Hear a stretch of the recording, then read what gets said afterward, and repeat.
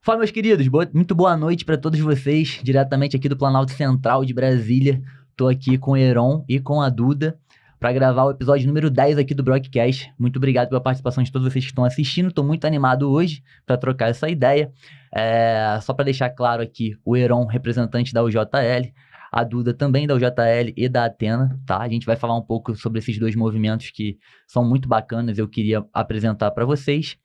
E é isso aí, já começando o episódio, eu peço pra você que estiver assistindo, deixa o like aí pra dar uma moral no episódio e chegar a mais pessoas, valeu? Heron, contigo, cara, seja muito bem-vindo, obrigado pela presença. Se apresenta rapidamente aí pra galera. Boa noite, pessoal. Eu sou o Heron, como já bem apresentado aqui. Eu queria agradecer novamente ao convite, né? É esse papo que a gente vai ter a partir de agora. E me apresentando rapidamente, sou gente como a gente, sou um aluno universitário que começou a ingressar nesse ambiente político, ideológico, de debate há pouco tempo, mas já venho construindo com pessoas incríveis como a Duda, que vai se apresentar logo logo. Não se Muitas coisas arrependeu ainda não? interessantes. Já me arrependi muitas vezes. Nossa, incontáveis vezes, mas o fruto que a gente colhe, depois que a gente atua efetivamente, como a gente atua agora no congresso da Uni, que a gente vai falar um pouco mais depois, é muito gratificante, é muito divertido, e acredito que a gente tem muito mais para fazer ainda. Com certeza. Duda, contigo, se apresenta brevemente pra gente aí. Oi, gente, boa noite. Eu sou a Duda. Eu sou estudante de História atualmente na UNB e estou ingressando também nesse meio político, faço parte da UJL e da Atena. E também sou bem nova nesse meio. Entrei há pouco tempo nesses dois movimentos. E é isso, gente. Bom, começando aqui, eu quero mandar um beijão e agradecimento pra Jessiquinha, tá? Que foi quem organizou aqui o episódio de hoje. Muito obrigado, Jéssica. Um beijão pra você. Um abraço pra todo mundo da UJL da Atena que tá assistindo também. E, cara, começar falando com vocês, assim, começar primeiro com as damas, que eu comecei errado já aqui com o Heron. Duda, o que é o movimento Atena hoje? Você pode resumir ele pra gente, explicar pra quem não conhece ainda? Posso resumir. Então, gente, o Atena ele é um movimento, né, destinado a mulheres liberais e libertárias. Então, como ele é um movimento liberal, ele não vai ter essas pautas coletivistas. Inclusive, essa foi um dos preceitos que me fez entrar no Atena, por ele aceitar mulheres de diversos aspectos, tanto cristã quanto não é cristã, mulheres que são feministas também. Então, o Atena ele engloba vários tipos de mulheres, tem o pensamento veiculado ao liberalismo, tanto o liberalismo político quanto o liberalismo econômico. E a gente do Atena, a gente oferece clube do livro, mentorias para as mulheres relacionadas ao empreendedorismo e a finanças. Então, basicamente, o Atena é isso. Muito maneira a iniciativa, né? Porque a gente vê muito aí tentativa de criar lei, de criar cota para mulher participar da política e isso, no final das contas, não resolve nada. Pelo contrário, né? Viram subterfúgios ali, criam candidatas fantasmas para poder cumprir a cota dentro do partido e não resolve a solução. E o Atena é um movimento realmente espontâneo para incentivar as mulheres a participarem no debate público econômico, né? Isso é muito Sim, legal. sim, eu acho o Atena muito importante porque, como eu falei, ele não é um movimento coletivista e ele vai agregar mulheres de vários aspectos Uhum. e vai tentar ali mostrar para as mulheres, o que é finanças, como é que a mulher pode lidar com o seu dinheiro, o que é o liberalismo também, e trazer a mulher para esse lado mais liberal dela entender, né, o seu papel ali. E eu acho isso muito importante porque às vezes as mulheres não sabem. Eu acho que o homem em si ele já consegue lidar mais com essas questões de finança, entender o liberalismo e a mulher às vezes não. Então eu vejo a Atena como essa forma de trazer as mulheres para esse lado do liberalismo.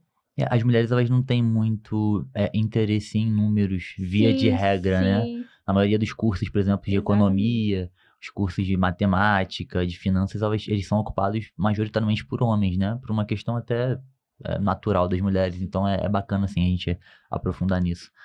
Heron, se tu puder falar pra gente um pouco agora sobre o JL, o que que é o JL? Cara, a UJL, ela é um movimento que nasceu em um sonho, né?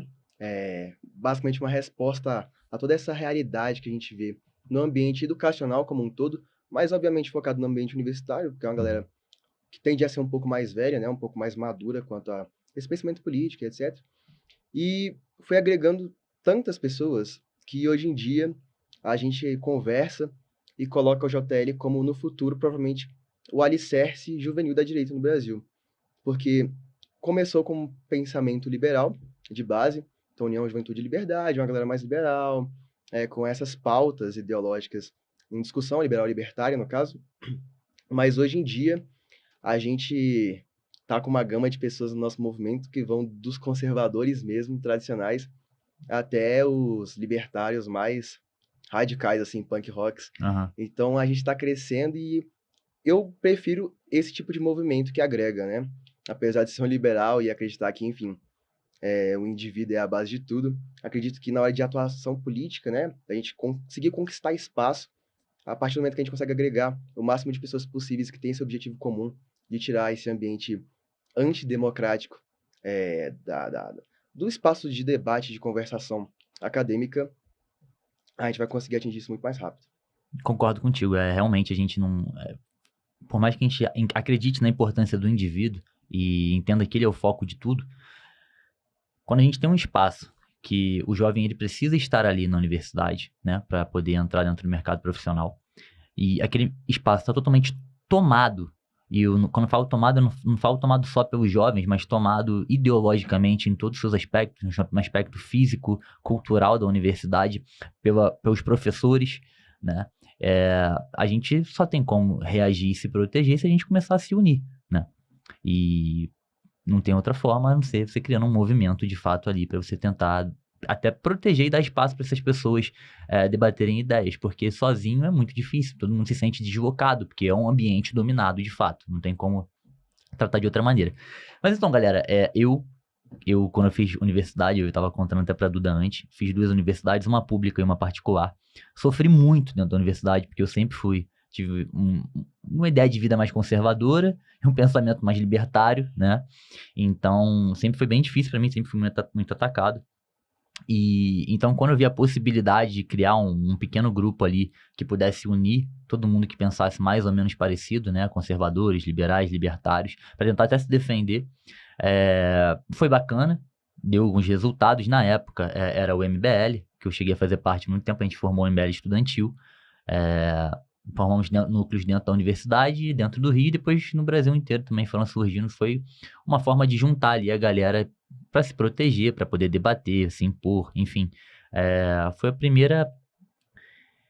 Eu não vou dizer aqui que foi o primeiro tentativa de criar um movimento de direita dentro das universidades, mas foi o primeiro que eu vi dentro do período que eu estava presente ali, pelo menos surgindo ali na época de 2015, 16, logo depois do impeachment da Dilma.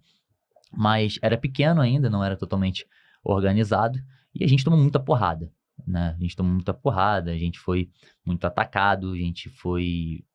enfim, não era fácil, eu tava falando pra Duda, às vezes tinha um trabalho em grupo, você ficava sem grupo, e porque no início era muito pequeno ainda, era um pequeno grupo de pessoas dentro de uma universidade que era totalmente tomada, né? E as eleições de 2018, para mim, foram o ponto mais tenso da política ali dentro das universidades, né? Acho que do país. Eu acho que essa última eleição não foi tão punk quanto a de 2018.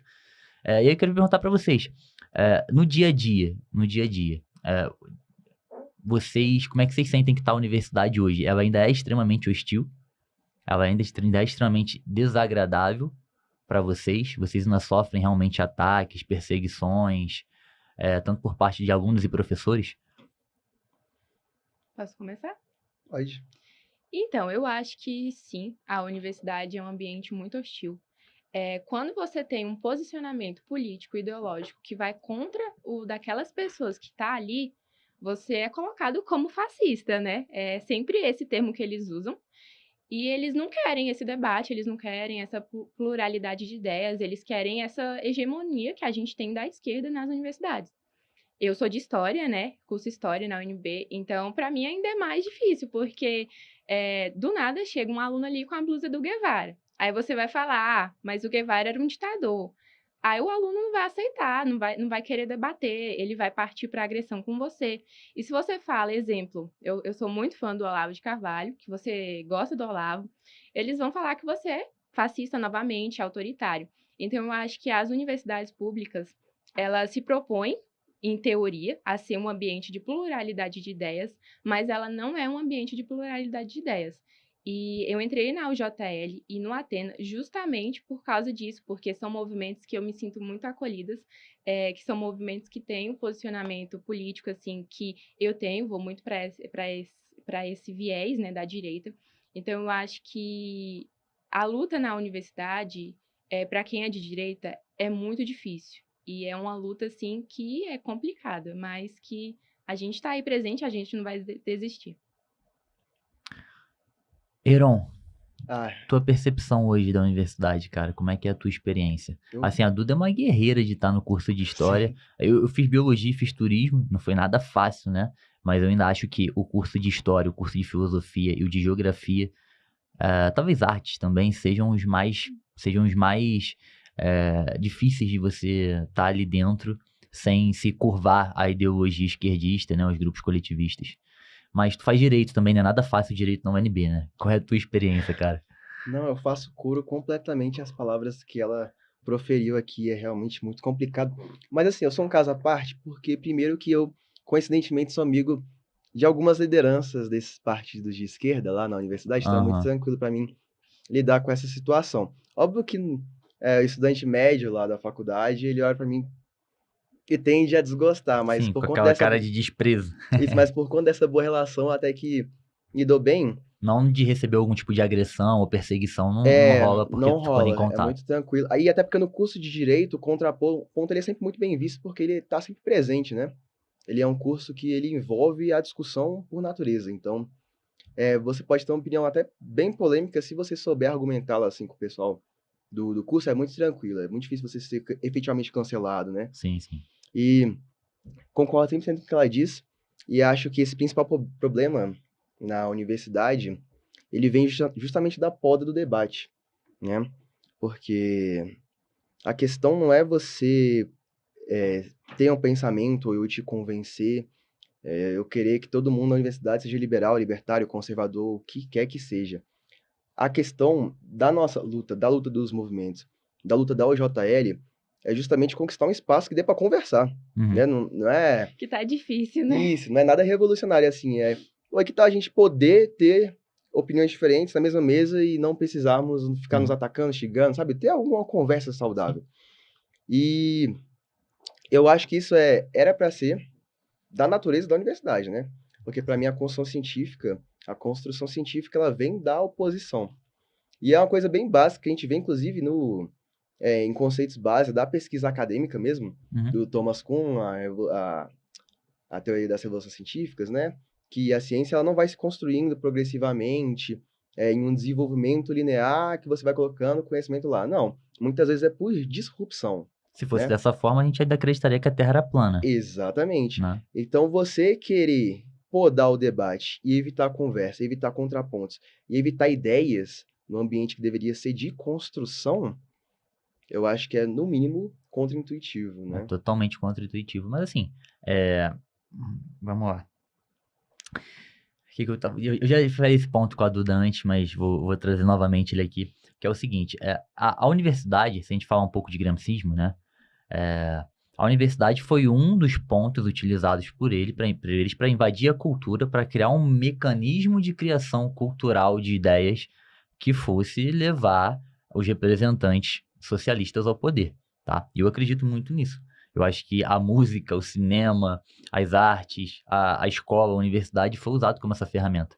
Então, ela não tem por intuito, e eu estou falando aqui da estratégia gramscista, obviamente, não da estratégia da universidade, eu concordo com o que você falou. Em via teórica, deveria ser dessa forma.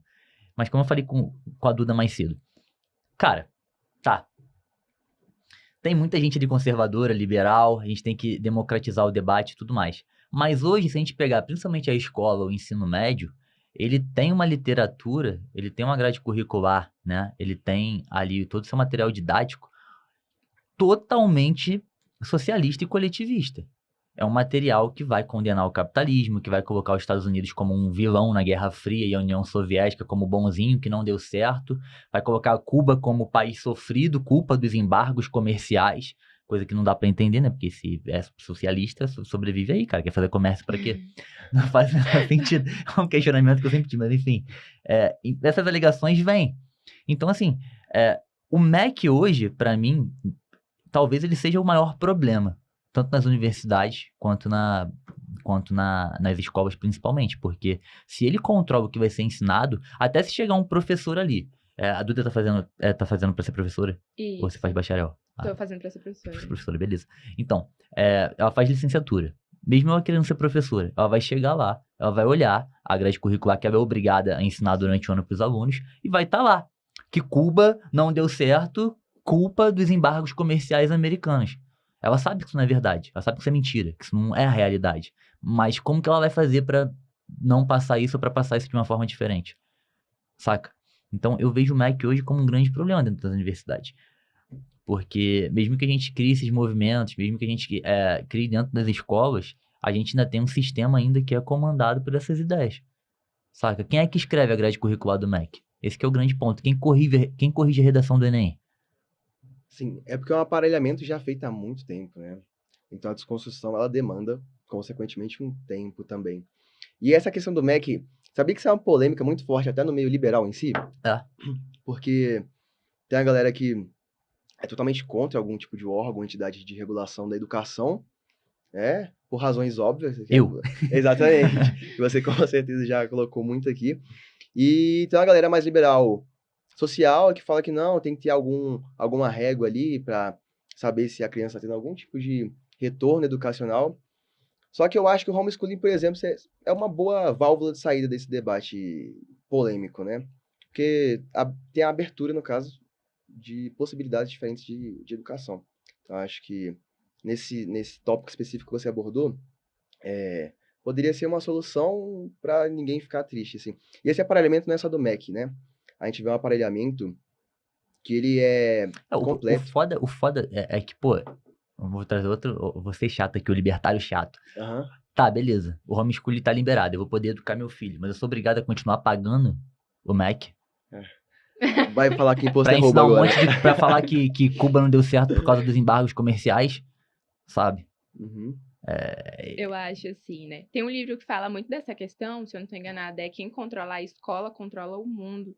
Que ele vai falar sobre esse aparelhamento ideológico que é imposto para as escolas pelo Estado. Eu acho que essa questão é mais complicada porque, além do material didático, a gente vai ter o professor. E a gente sabe que a maioria dos professores vai ter um posicionamento de esquerda. Então, como é que ele vai abordar esse tema mesmo se não tiver no material? Eu acho que tem essas questões que a gente vê, os professores, principalmente de história, filosofia, sociologia, tem esse posicionamento. O capitalismo é algo ruim. Os Estados Unidos é o vilão da história. Então, como é que ficaria? Mesmo se o MEC não tivesse um material, tipo, programado, todo pré-escrito. Você se considera liberal ou libertária, Dudu? Nunca fiz essa pergunta e eu fiquei Eu me curioso considero agora. liberal, mas eu também vou muito pro conservadorismo nos costumes. Então é questão de sim. tempo. Vai converter ela, É né? questão de tempo. Ai, mas e a gente tem que batalhar em todas as vias, né? Porque, por exemplo, nesse sentido de órgão de regulação, tem o MEC que vai sugar completamente a via ideológica do governo que está em questão, né? E como a gente já passou por muitos governos De esquerda. coletivistas, que tem essa perspectiva desenvolvimentista do país, de Sim, passar a até o história. nosso suposto governo que seria de direita, Não que foi- seria o governo do regime, ele era extremamente estadista, extremamente coletivista, Isso. né? Então, E aí, fora disso, a gente vai chegar nos organismos internos da universidade e você vai ter que lidar com a reitoria, né? Lidar com o DCE, que você comentou. Acredito que antes da gente nossa, ficar eu ao saí da vivo. faculdade, eu tinha vontade de explodir o DCE. Então Ó, aí falei isso aqui ao vivo, já era, amanhã vai estar rolando. já espera o processo O batendo na Brock diz porta que da casa. explodiria. Terrorista. Não, mas teve umas militantes lá do Congresso da Uni, que a gente participou agora, que Aham. falaram a mesma coisa pra gente. Falou que a gente tinha que ter explodido nas agressões lá. Ah, é? Ah, normal, eles falam isso com O tranquilidade. amor venceu, não tem jeito. Vamos lá, já que vocês falaram de Uni, vamos falar de Uni, né? A Uni que recebeu 40 milhões, se eu não me engano, para construir uma sede que nunca foi construída e até hoje não foi explicado para onde foi o dinheiro. Isso foi na época do governo Dilma, se eu não me engano. O PT saiu, a Dilma foi impeachmentada, Bolsonaro entrou, PT voltou e até hoje não se sabe para onde foi o dinheiro da sede, que, corrigido pela inflação, hoje passaria muito mais de 50 milhões, né? Então vamos falar da Uni, vamos falar desse Congresso da União Nacional dos Estudantes aí. Como é que vocês se sentiram lá? Vocês foram bem recebidos? Teve espaço para debate? Como é que foi a sensação ali dentro? Maravilhoso, né, Duda? Cafezinho, Demais. açúcar, tudo de bom. Mas pode começar aí, se você quiser. Primeiramente, foi o primeiro colune que eu participei. Eu fiquei impressionada com tanto de esquerda que tinha lá presente, porque você olhava lá o Uma multidão de ginásio, vermelho, né? só tinha chega a dar esquerda, medo. a gente lá bem assim. Mas isso primeiramente foi o que eu fiquei impressionada com tanto de esquerda que tinha e a falta, né, da direita ali no colune. Não tem nada, nem ninguém além de vocês, né? Vamos Só, ser mais objetivo. sem Era a gente não só tinha meia ninguém. dúzia de vocês ali Sim. contra uma multidão de vermelho, né? Exatamente. E o que eu fiquei, assim, a forma como eles trataram a gente, sabe? A falta de querer um debate, de Uhum. querer debater, e vieram pra cima, né? Essa questão deles sempre chamarem a gente de fascista, é quando você se opõe à ideia deles. Então, eu acho que foi uma nova experiência aterrorizante, mas a gente tá aí. É brabo, é brabo. Sei bem como é. No nosso primeiro dia de participação efetiva, o primeiro dia a gente foi mais cadastrar a galera, ver Aham. se estava tudo nos esquemas. Agora, no primeiro dia de participação nossa mesmo, a gente estava no corredor da UNB, a caminho dos debates, que esses 2 primeiros dias são de debates, de temas que Uhum. a Uni coloca no papel, no folheto deles, e temas bem neutros, tipo assim, crise do capitalismo e novos meios de remodelação social. E nós, indo lá em grupo, a gente foi em uma centena praticamente, o que é muito, porém, dada a proporção do evento, que eram de 12 mil alunos, a Polícia Militar passou pra gente. Não É era muito nada pouco. pra vocês. Nada. É 11.900 deles, sem nós. Ah. E nós fomos barrados por um movimento, né? Porque o corredor da UNB é um só, NCC. Eu vi o Eles vídeo. pararam na nossa frente e falamos, ok, talvez agora a situação tenha ficado um pouco complicada, né? O que faremos? E a gente ficou parado lá, né? Não vamos nos exaltar, vamos ficar tranquilos, sem nenhum tipo de revide. Só que nessa de ficar parado, acredito que eles também tenham perdido a paciência. E aí eles começaram a atravessar o nosso grupo, esbarrando a Letícia Perfeito, que é a liderança nacional, né? Tava na frente desse comboio, coitada. E o marmanjo de 3 metros atropelou ela, assim, pá, esbarrou. E aí a empurra começou e eles começaram a tentar agredir a gente. E aí foi nessa hora que a gente começou a gravar os vídeos que foram postados nos sites que você provavelmente viu. Aham. E a gente foi sendo escoltado até que chegou o momento que outro grupo parou a gente. Então a gente ficou com um grupo atrás da gente que estava perseguindo o movimento e outro que travou de novo a nossa entrada. E o pessoal teve que entrar numa sala, né? Que teoricamente era onde estariam acontecendo os debates. E o pessoal ficou lá em cárcere privado mesmo, sendo chato do direito aqui, por 1 hora, na sala quente, com muita gente, E o presos. mais impressionante é que a UJL fez a polícia entrar na UNB. Porque não teve jeito ali, realmente foi uma situação muito complicada. Então, vocês... Eu tive que ficar por fora gravando. Eu fico nervoso, eu tô puto aqui. Tu tá falando, eu não tenho cabeça, não. Eu fico muito estressado, cara, mas... E não pode, cara. Eu sei, não dá pra perder a calma de forma nenhuma, mas eu não tenho paciência, cara, porque pra mim é um revoltante, monte de vagabundo, tá ligado? Não, é sério. E, pô, tu tá ali de boa, tu querendo debater, querendo participar, e eles simplesmente olham pra tu, fascista, porque eles usam esse título de fascista pra determinar o seguinte: não tem debate porque eles são fascistas, eles são um troço ruim, a gente tem que atacar eles e tirar eles daqui. Assim que eles fazem, assim que funciona, né? Então, e depois eles tentam coagir de uma forma covarde, porque eles sempre estão em maioria. Então, isso me deixa muito puto. Me deixa muito puto mesmo. Eu perco a calma total. Isso que tu falou, eu já vi acontecer dentro da UERJ. Já aconteceu comigo dentro da UERJ. Já saí escoltado. Contei pra Duda que o PCO uma vez atacou a gente no Pedro II. Depois... Cara, eu vou contar essa história aqui, porque só pra vocês não acharem que isso que estão acontecendo com vocês não acontecia antes. O ano era 2017. Fomos fazer uma manifestação na frente do Pedro II. Eu não lembro o que era a manifestação, tá? Não me recordo. Mas enfim, fomos lá.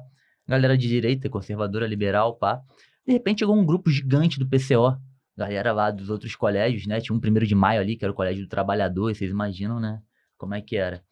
Cara, pô, já chegaram, tipo assim, expulsando a gente mesmo, empurrando, dando porrada, soco. Então a gente meio que foi recuando pra sair.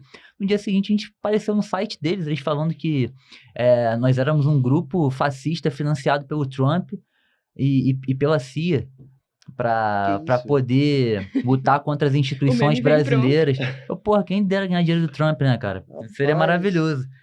ao nível de doença dessa galera, né? A gente brincava com a galera lá. Eles perguntavam, quem é que tá financiando vocês e tal? Eles falavam Quanto isso? vocês ganhavam? Não, tá... vocês perguntando pra eles, né? Não, eles perguntavam pra eles gente, perguntavam pra quem vocês? tá financiando vocês? A gente, Elon Musk.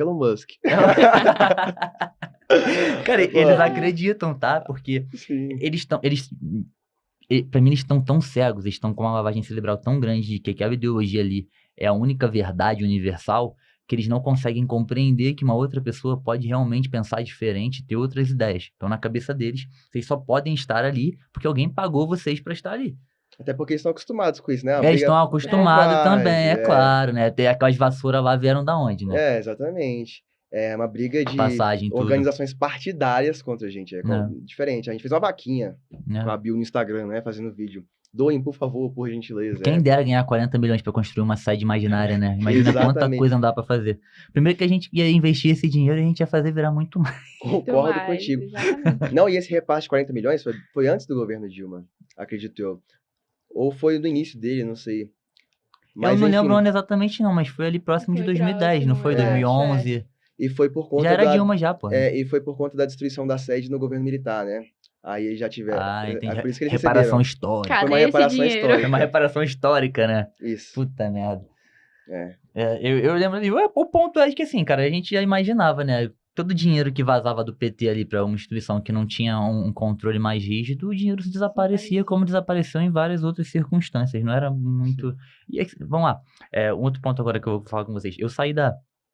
Eu falei até com a Duda, não falei isso com a Duda não, mas eu saí isso eu não falei não, mas eu saí do MBL estudantil na época, que eu inclusive era um dos coordenadores, porque eu tive um desentendimento com os caras lá, principalmente com o Renan, porque a carteirinha estudantil fica na mão da Uni, né, e todo o dinheiro arrecadado com a carteirinha estudantil vai pra Uni.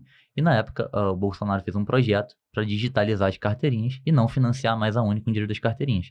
Gostando ou não do Bolsonaro, o projeto era maravilhoso para qualquer estudante. Eu como coordenador ali, inclusive eu tô fazendo aqui uma denúncia estudantil agora. Segura aí, MBL. Mas assim, então eu falei, cara, pauta fundamental pra gente, né? O movimento liberal estudantil, nesse momento a gente tem que defender essa pauta. Ah, mas quem tá desengavetando é o Rodrigo Maia. Foda-se. Ah, mas o projeto é do Bolsonaro. Foda-se, o projeto é bom. Vai me beneficiar, né? E vai quebrar a Uni, vai tirar uma fonte de renda absurda da Uni. E aí, cara, era pra fazer pressão pro Rodrigo Maia desengavetar pra votar, porque tava chegando no final do... Tava chegando no final, era isso, tava chegando no final do prazo e se não tirasse da gaveta ia ficar arquivado lá, sei lá, não votava mais. E aí fui botar pressão e eles falaram, não, apaga todos os posts, porque isso aí é projeto de lei do Bolsonaro e a gente não quer defender uma pauta que é uma pauta que vai dar moral pro Bolsonaro. Aí eu e um grupo grande de estudantes, né, aí deram a ordem pra não postar. Eu falei, não, vou postar. Aí, pô, me tiram, eu vou postar. E preparei tudo e tal, enfim, aí teve a discussão, a briga e tal, eu falei, então eu vou sair, né, porque assim, tá no movimento estudantil liberal e eu não vou defender uma pauta que vai tirar a grana da Uni, né, porque é um absurdo o estudante ter que pagar. Imagina todo estudante pagando, cara, é R$30 a carteirinha? Do país. Eu acho que tá mais caro. Tá mais caro agora, na época acho que era R$30. Do país inteiro, cara, de todas as universidades, pagando pra Uni pra poder ter a carteirinha. Quantos milhões a Uni não fatura a cada semestre, cara? Só com a entrada de novos estudantes. Você poderia simplesmente entrar no sitezinho ali, meter tua foto no PDF, né, e em 3 minutos montar a sua carteirinha digitalizada. Seria muito mais fácil. Mas a direita tem muito fetiche, né? Política, assim, de capricho mesmo. Não, esse cara aí... Cara, é impressionante. Entre liberal e libertário mesmo, assim, nas discussões você vê que não, esse cara aí é mais liberal, ele gosta um pouco mais de Estado do que eu. Não sou muito fã desse cara, não. Esse cara aí é meio louco, meio ANCAP louco. Não vou dar bola pra esse cara, não. E, cara... Eu costumo dizer, não, tem um argumento que eu gosto, mas eu não falo isso de forma séria, não. Falo de forma mais zoada, tá? Que tipo assim, o cara tá com câncer. O câncer é o Estado, tá? Aí tu tá com... Aí, pô, nós vamos tirar 98% aqui desse câncer, vamos deixar 2%. Porra, tu tem um câncer, tu tira logo tudo, né? Aí, tipo, alguém usou esse argumento uma vez, eu nunca mais esqueci, eu não sei se foi o Paulo Cogos, cara, mas eu morri de rir na época. Ele falou, se tu tivesse com câncer, tu ia tirar só 98%, tu ia deixar 2% lá pra essa porra crescer de novo? Ele falando pra um liberal, tá ligado? Gente, nada contra os liberais não, tá? Eu entendo totalmente, mas é porque eu acho isso muito engraçado, cara. Paulo Cogos é uma figura. Mas assim, cara, isso que tu falou eu acho interessante também. Porra, a gente tá num país dominado pela esquerda. em todas as instituições, na cultura, na mídia, no jornalismo, a gente não tem um espaço amplo de debate em bosta nenhuma. Eu acho que a gente não tem margem para discutir um conservador com um liberal com um libertário. A gente está muito distante disso. A esquerda ainda era um bebê que se formou agora na última década, e algumas pessoas ficaram tão prepotentes ao ponto de achar que elas podem discutir uma com as outras sobre pequenas minúcias ideológicas e econômicas. A gente está muito longe disso, cara. Sim. E eu penso dessa forma, você acabou de falar. É muito mais fácil a direita se unir, né? Não falo nem de união de um abraçar do outro, mas se unir em posicionamento do que ficar nessa briga, sabe? Nessas brigas bestas. Esse negócio que eu te falei, por exemplo, da pauta da carteirinha, que foi meu grande desentendimento com o MBL, pô. Eu acho que, pô, tudo bem, os caras brigaram com o Bolsonaro, romperam ali, ok. Nem vou entrar aqui num debate se o Bolsonaro é conservador ou não, mas o ponto é que a pauta era uma pauta importante, né? Sim, e aí aproveitando, não querendo aproveitar que ele já chutou que eu vou chutar também, né? Só aproveitando o momento. Isso é tão verdade que na PL 2630, né, que é a das fake news, teve a votação, polêmica, todo mundo falando sobre isso, se é regulação da liberdade de expressão ou não. A OJL atuou fazendo manifestação, né? Fazendo, como a conversa aqui é informal, encheção de saco de parlamentar o dia inteiro, mandando mensagem, fazendo pressão, vai na Câmara, cola panfleto em todo lugar, organiza manifestação. E aí, na nossa maior manifestação, que a gente fez em parceria com um monte de movimento, com a galera mais conservadora mesmo, com o Novo também, todo mundo junto, o MBL, daqui de Brasília, ele resolveu não entrar nessa manifestação. Aí o que eles fizeram? Uma manifestação só deles, 2 horas antes, com, sei lá, 6 pessoas. Pô, cara. Pô, tem coisa que não dá. Cara, a gente precisa mostrar mas olha força, só, potência. esse é o problema do MBL. O MBL, existe um grupo de pessoas ali no MBL, e eu acho que isso parte até um pouco do Renan Santos, que eles têm uma prepotência muito grande. Eu acho que a grande frustração do MBL é porque eles se imaginaram como o principal líder da oposição ao PT, entende? Eles acharam que depois do impeachment, eles seriam, né, os principais ali, a liderança, né, de oposição. E aí eles perceberam que não foi bem assim. Surgiu a figura do Bolsonaro, surgiu a figura do Novo, surgiram outras lideranças, outros movimentos, e eles acabaram não... Até porque eles cometeram, inclusive, erros, enfim. Não vou nem mergulhar nisso, mas eu acho que rola por parte do MBL essa soberba, assim, tipo, não, a gente deveria... Então, quando eles não estão dentro de uma manifestação, alguma coisa que eles organizaram, que eles estão encabeçando, que eles estão à liderança, eles não contribuem. É interessante tu falar isso porque isso é algo que eu já observo há muito tempo, que sempre me incomodou. E desmarcaram de última hora ainda, que não ia participar, que eu lembro disso. Não, e tu vê que é uma pauta fundamental pra eles também, que se dizem liberais, porra. Pra todo brasileiro, né? Porra. Que preze sua liberdade mínima de falar qualquer coisa na internet, todo mundo tinha que estar favorável, lutando juntos, cara. Mas essa é a nossa tendência, eu vejo, pelo menos aqui, quando eu converso com a galera do DF, tento propor qualquer coisa, eu não tenho esse tipo de problema, não. Se tiver que... Pode colocar, senão um pouco na frente ali, disse que foi você que organizou, tudo bem. Mas vamos mostrar potência, porque você mostrar que você tá lá e você vê e ser visto é muito importante. Cara, nesse congresso da Uni tiveram 2 eventos políticos importantes. O ato contra o Barroso, na abertura, com relação ao piso de enfermagem, que foi o Faísca Revolucionário que fez. E a gente? O que de importante aconteceu mais? Nada. O Lula falou lá, mas nenhuma fala que ressoou, né? E a gente conseguiu fazer isso, o quê? Mandando meia dúzia de doido para participar de um evento no ginásio. E aí, cara, a quantidade de mensagem que a gente recebeu de gente querendo participar depois desse evento é um absurdo, Que você vê que tem muita voz que tá calada que dá para você resgatar, entendeu? Não só que tá calada, mas que tá dispersa na multidão. Se você conseguir pegar essas pessoas e juntar elas, que elas existem, né? Não, exatamente, concordo 100% contigo. Então, eu acho que a gente tem que trabalhar mais com essa imagem, né? Mostrar que a gente tá aqui, que vai ser ouvido, que a gente vai lutar, que a gente não vai escalar, né, Duda? Exatamente. E que mesmo apanhando, apanhar é bom, que aí é bom que a gente cresce mais, né? É mais fácil, bota em mídia. Então pode bater à vontade. Brincadeira, gente. Não. Vai O no pessoal da match, UNB é. que tá assistindo isso aqui, né? Depois vão te bater e nem preso Sim. eles vão, porque vão mostrar pro Xandão teu vídeo aí falando que pode bater.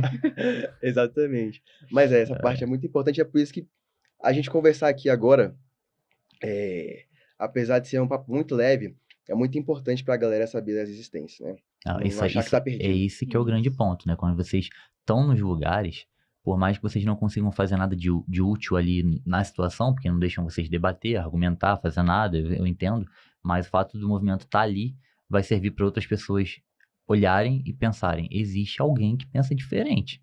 Existe, né? Isso aí pode atrair muitos outros Sim, jovens e isso. estudantes a participarem, né? Isso foi muito importante, porque atraiu bastante gente a participar agora da UJL. Veio uma galera nova aqui no DF também. Então o grupo está muito movimentado, eles estão muito animados, falando lá mal da esquerda, da esquerda, roda, e eu fico, gente, vocês estão muito animados, é isso aí mesmo. É isso aí, pô. Tem que aproveitar essa energia, porque Sim. a energia, até um pouco idealista do jovem, é uma energia muito forte, né? Se ela for podada e direcionada, ela tem uma capacidade muito grande, né? Bom, mudando um pouco de assunto, quero fazer uma pergunta para vocês. Cara, existem pesquisas hoje que mostram que a grande maioria dos jovens, se tivesse oportunidade, eu acho que 71% dos jovens, se eu não me engano, se tivesse oportunidade de deixar o Brasil, hoje deixaria. Tô falando de pessoas aí com menos de 30 anos.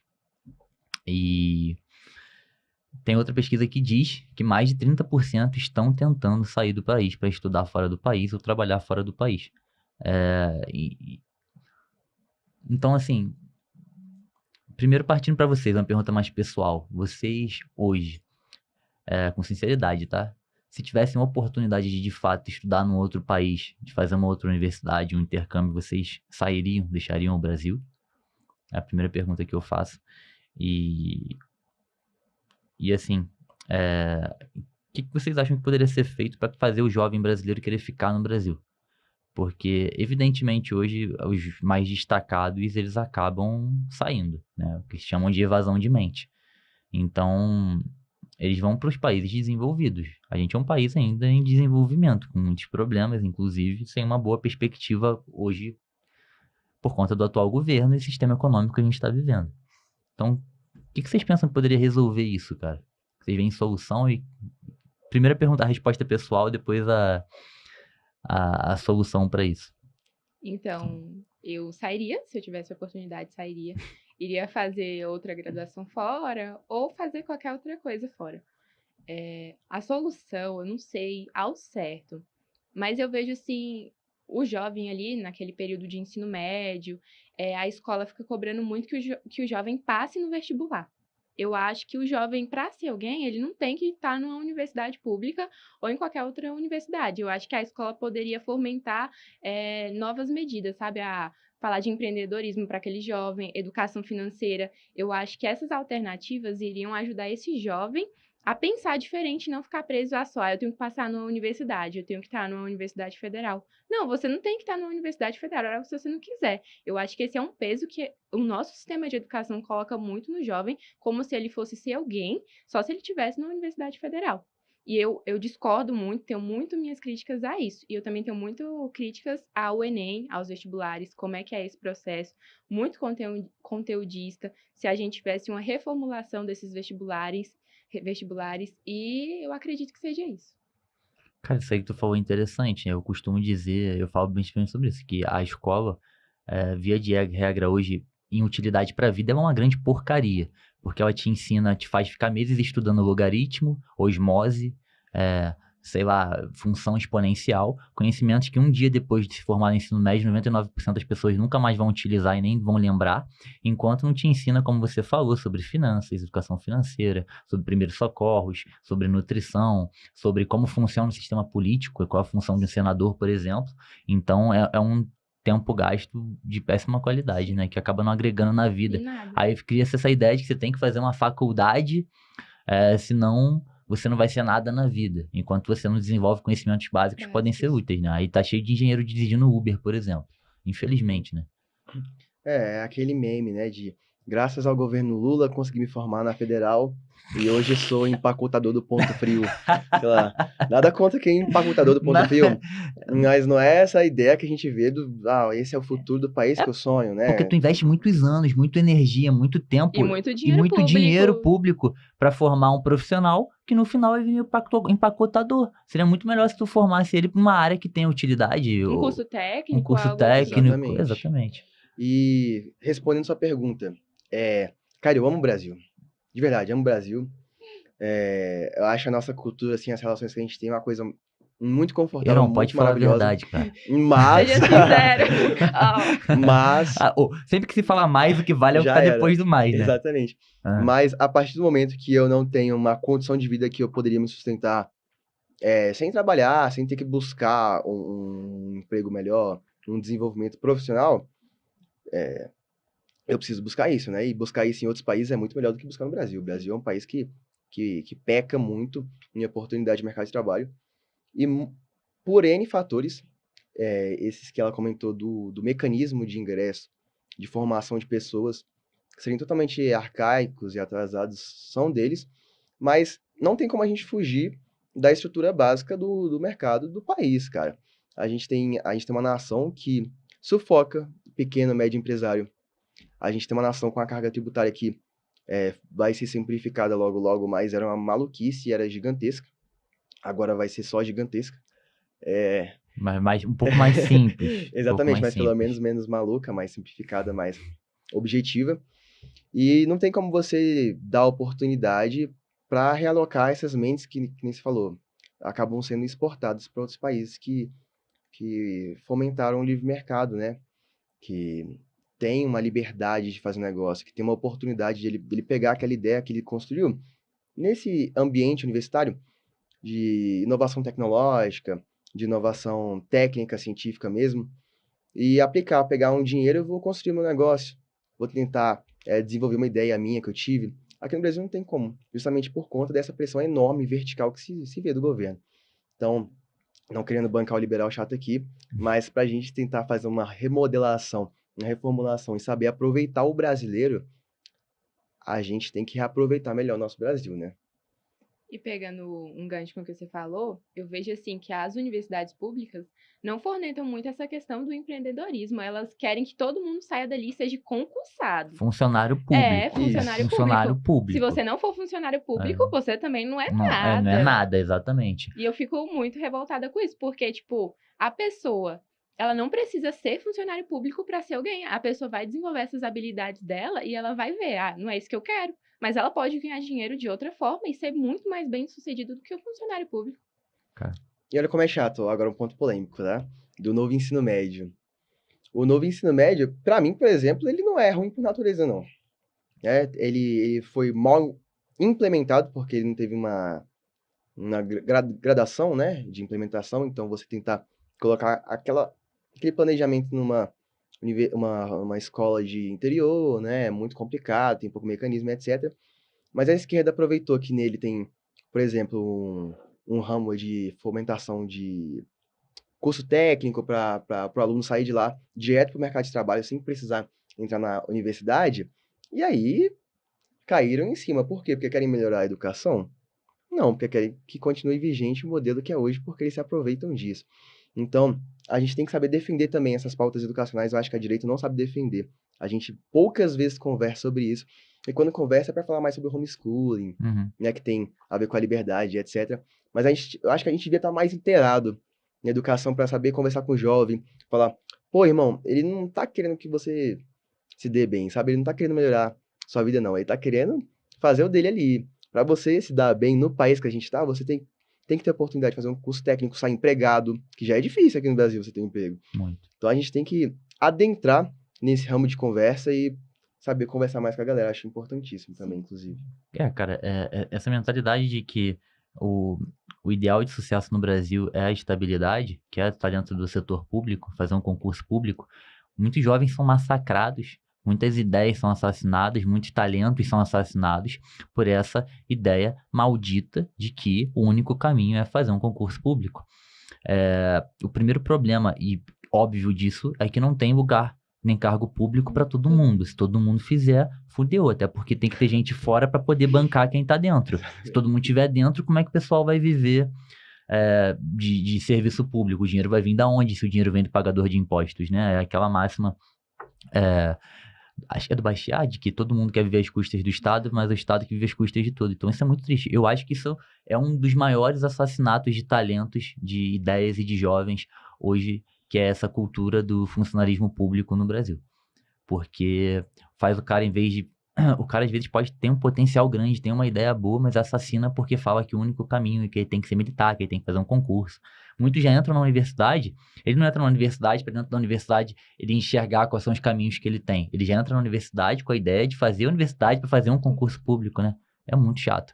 Mas um ponto que tu tocou que eu acho interessante também é o ponto do que eles fazem, não com o intuito de realmente melhorar a educação, mas com o intuito de cumprir o objetivo deles, é que a gente hoje investe a maior fatia de educação em educação de ensino superior, que são as universidades, e uma pequena fatia ali no ensino de alfabetização, né, no ensino fundamental, que deveria onde está a maior fatia, inclusive porque isso colocaria ali, inclusive, diferentes classes econômicas no mesmo nível de competição quando chegasse na universidade, né? Se todos fossem bem alfabetizados. Hoje, como o Olavo falava bastante sobre isso, o que mais tem é semi-analfabeto entrando na universidade. Incapaz de interpretar um texto, incapaz de... Enfim, já puxando a partir daí. Como é que vocês veem hoje o nível da universidade e dos colegas de vocês dentro da turma? Porque eu fiz 2 cursos, assim, eu achava o nível muito baixo. Eu tinha boas notas e eu não ficava feliz de ter boas notas e de me destacar, porque eu olhava para o curso, olhava para meus colegas e eu via que a competição era um nível muito medíocre. Como é que vocês veem isso hoje? Vocês são NB também, né? Os dois. Como é que vocês acham a nível amigo de vocês aí? Pai, vai ter que falar dos coleguinhas agora, não tem jeito. Então, falando assim do meu curso, o que eu reparo de modo geral é que as pessoas de história não estudam. Elas não leem nem o texto que tem que ler para a próxima aula. E isso no curso me decepcionou muito, porque eu achei que eu ia chegar na faculdade, a galera ia ser muito intelectual, ia ser aquela galera estudiosa, mas isso é um nível muito baixo. E aquela galera que estuda, assim, estuda para valer. Mas essas pessoas são raras. Pelo menos no meu curso de história, eu vejo isso. Pouquíssimas pessoas, né? São pouquíssimas pessoas, e pessoas que ficam na faculdade 7, 8 anos, até encerrar o prazo de estar na universidade e não se mas os caras da formam. Uni, eles ganham dinheiro pra estar na universidade. Pô, o cara não vai sair nunca da faculdade. Se alguém me pagar pra fazer faculdade, eu faço um curso depois do outro também. Quem não faria, né? É basicamente isso, minha percepção do meu Então, curso. tu acha que o nível de interpretação de texto, por exemplo, de argumentação é muito baixo, né? Eu acho. Muito baixo. Eu acho que nos nossos cursos já é uma realidade complicada, né? Dessa disparidade entre alunos por conta de falta de base. Mas eu fico imaginando, porque geralmente no curso de humanos você consegue criar uma discussão, né? Ele chega lá, ele consegue se virar, aprender ali, aqueles conceitos que estão sendo abordados, é mais mastigável no início do curso. Agora, quando a gente entra no âmbito do curso de exatas, por exemplo, é por isso que a evasão universitária em curso de exatas é uma coisa de maluco. Porque o cara não consegue empurrar com a barriga. Exatamente. Você Ele tem que realmente estudar, né? Não, e se você entrar lá sem base, como é que você vai fazer cálculo 1? Cheguei na universidade, pá, cálculo 1. Mas nunca vi nada de matemática na minha vida. Cálculo 1 é um inferno, cálculo 2 é um inferno. Você não faz. Eu acho que eu só fiz 1 e 2. Acho que eu não Agora, fiz 3, em humanas não. já dá pra você ir levando, né? Você não precisa saber de todos os conteúdos. Isso. E você consegue ir empurrando com a barriga, mesmo se você não estiver lendo os textos e nem estudando. Os cursos de humanas, ele tem potencial pra criar profissional bosta. Aí pergunta muito quem é mais do Guevara que o pra de esses alunos. exatas, Pergunta quem é fascismo. Ninguém vai saber. O cara porque anda não com a camisa do estuda. Che Guevara vestido com uma camisa LGBT. Isso tem muito. Tem muito, né? Cara, ainda tem hoje em dia? Ainda tem? se Nossa, você andar na UNB, demais. em meia hora você vê 2. Puta merda. Assim. Mas, que nem eu falei, se pra gente que vivemos numa bolha, eu no direito principalmente, que tem uma galera que realmente gosta do curso, tá lá, tem família que já tá há muito tempo, né, no ramo, etc. Do direito. E mesmo assim, você vê que em uma porcentagem que é notória do curso tem essa situação que você abordou, da pessoa que tá meio perdida assim, tá mais pra lá do que pra cá. Nos cursos de exatas, então, esse com certeza é um dos pontos cruciais da evasão ser 90% do curso. Você tem uma universidade que suporta sei lá, 30 alunos formarem dois no curso de Vocês matemática. não acham que deveria ter algum tipo de cobrança Eu acho, para viu? alunos que saem fora do curso de universidade pública? Porque você come a vaga de alguém, você é financiado por todos os cidadãos pagadores de impostos para poder fazer uma universidade, e você ou fica ali durante muitos anos repetindo e fazendo a faculdade de qualquer jeito às custas do dinheiro público, ou você simplesmente faz 2, 3 anos ali, rouba o lugar de alguém e simplesmente sai fora e não se torna um profissional. Esse dinheiro todo que foi investido ali, ele é jogado no lixo, a não ser que o cara tenha uma justificativa justa. Mas vocês não acham que deveria ser justificado isso? Eu acho, principalmente para esses alunos que estão na universidade pública, ocupa a vaga de uma pessoa que poderia estar lá realmente estudando e não dão valor para aquilo, reprovam nas matérias ou então, às vezes, nem pegam a quantidade de matéria que seria... Pega 3 matérias num período, uma quantidade estúpida, e tu vai ver o cara trabalha, não. Eu acho que deveria ter uma cobrança maior das universidades para esses estudantes. Um limite máximo, pelo menos, de matérias o cara poder repetir, né? Existe isso hoje? Existe. Isso existe. Ele Mas não é pode- muito flexível, né? ele pode repetir 2 vezes a mesma, Mesmo, e depois é jubilado. aí depois ele não Aí pode sim. mais. Mas aí, cara, Entra com recurso, a mesma matéria, tem né? aquela Exatamente. E mesmo que seja a mesma, vai, você repete 2 vezes a mesma, Eu nunca vi nenhum colega assim ser retirado, é bem não. difícil. É muito É difícil de muito acontecer, né? Isso. É. Mas eu não sei mais que vem, ele vai lá, repete outra, aí É. não tem muita matéria pra repetir até o fim do curso, se ele quiser, ele passa... Por isso que não seja É. obrigatória, né? Dá pra ficar 10 exatamente. anos na faculdade tranquilo, Dá. né? Não, em mais de 10 Não, anos. e teve um colega meu que falou isso pra mim. Ele falou, cara, minha família tem uma condição boa, sabe qual é? Eu adoro fazer faculdade aqui, eu vou pra festa, eu jogo, eu curto essa vibe aqui, entendeu? Então eu quero fazer bem devagar, ficar aqui. Porque se eu não fizer nada, minha família vai reclamar comigo que eu não tô fazendo nada. Eu não quero trabalhar. Então pra mim, faculdade é a desculpa perfeita. E aí, pelo menos uns 8 anos eu vou ficar aqui. E é sério, ele falou isso pra mim. Gênio da bola. Falei, porra, tá errado? Eu pegando 7 matérias no semestre pra mim. Tá errado, pô, exatamente. E eu desesperado, cara, pegando 7, 8 matérias o máximo possível pra tentar, fazendo até estudo dirigido quando não abria matéria pra tentar me formar. E o sujeito lá, de boa, mas no caso, enfim. Mas essa daí é uma boa estratégia pra normativamente barrar os estudantes profissionais, né? Eu vou assinar essa Ué, não ideia. tem um cara da Uni, O quê? tem um cara da Uni que ficou, já tá há 8 ou 9 anos que ele tava na faculdade e ele ganhava dinheiro pra ser o Tem, não, e eu conheço nomes, eu sei nomes diretor da UNB. Uni, sei lá, líder da Uni. Então, o cara, tipo assim, ele ganha dinheiro pra estar na faculdade sendo líder do movimento lá dos vagabundos. Aí, cara, resumindo, o cara ainda ganha pra isso. Ele vai sair dali pra quê, meu irmão? Pra entrar no Tem mercado de diferença. trabalho, ter que trabalhar 8, 9 horas por dia, correr risco de não cumprir meta e Lá é muito mais é confortável. muito mais confortável. Ele vai É. sair da faculdade nunca, ele vai ficar 30 anos ali, se ele puder, Vai de mudando boa. de curso. Aí tá o cara lá, 40 anos cursando sociologia, que seria... Eu conheço estudante lá que tava fazendo filosofia, aí depois vai, quando tá perto de formar, troca o curso, que aí meio que você Pô, ainda tem essa estratégia, né? contorna, Olha isso, as cara. regras da Olha universidade. isso, pelo amor de Deus. E aí eles vão recebendo dinheiro de partido pra ficar politizando a universidade nos movimentos do partido, né, que tá dando dinheiro. Pra ficar É. coagindo estudante que pensa diferente, colando faixa do Lula na universidade. Mas Será eu vou anotar essa tua ideia. Aí a Será gente que vai algum acabar com isso aí. partido de direita quer me pagar também? Entrem com essa pauta. Entrem com essa pauta aí. Sim, muito interessante, cara. Nunca tinha parado pra pensar sobre isso, não. É porque realmente é...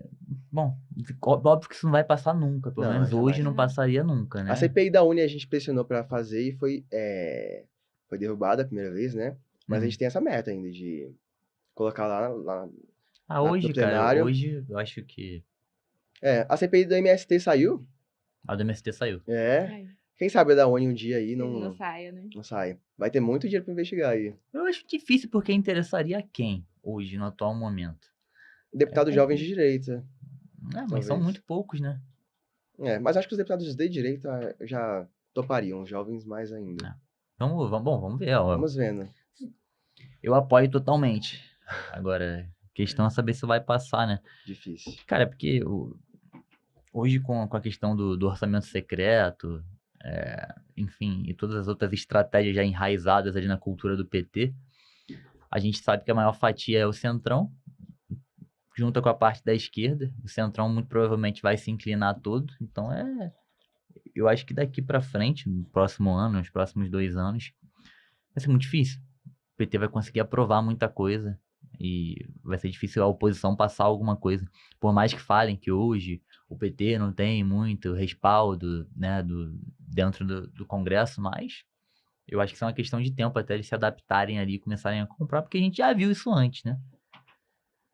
É. Muito complicado. Mas e aí, perspectiva de vocês para os próximos anos? O que vocês estão esperando assim de mais significativo? É a CPI da Uni mesmo? Seria o principal objetivo ou tem alguma outra coisa que vocês estejam planejando assim, querendo fazer? Acho que seria um. Eu ficaria muito feliz se passasse, é claro, né? Mas Não, seria fantástico. seria fantástico. Mas temos muitos outros projetos. A UJL, que eu vim falar em nome dela hoje, a gente é um movimento político, estudantil, mas a gente não se restringe à questão política por si só. É um movimento de juventude que vai se capilarizando. Então a gente está querendo fazer, que nem eu comentei brevemente contigo, um evento de criptomoedas, né? Falar sobre criptoativos, esse mercado Maneiro. crescente no fim desse ano. E quanto mais áreas a gente conseguir pegar, a pegada mais business mesmo, é porque nem todo mundo se interessa por política, sabe? Do jovem. Então, apesar de necessariamente precisar ser politizado para enfrentar essas questões, a gente pode atuar em outros ramos. Então, a gente está com outros projetos de abordagem, de eventos, que eu gostaria muito de colocar à frente. Mas eu acho que a minha expectativa para os próximos anos principal não é nem um ato em si que a gente quer fazer, mas é só propagar as nossas ideias no espaço público, no debate público. Porque, apesar da galera ficar um pouco com medo de falar, pô, tenho medo de falar minha ideia, vou ser cancelado, a galera não vai gostar de mim, sabe? Tem esse receio danado. Não é uma ideia difícil de você colocar. Porque é muita hipocrisia, é muito fácil você falar. Então, não precisa de muito esforço. É só você mostrar que essa galera simplesmente está lá por política pura, não está nem aí pro estudante. Ah, não, eu quero fazer uma uni combativa, né? Que seja estudante pelo estudante. Mas vai lá, quem foi que discursou no Congresso da Uni que a gente comentou? O Lula, Luiz Inácio Lula da Silva. Que combate é esse?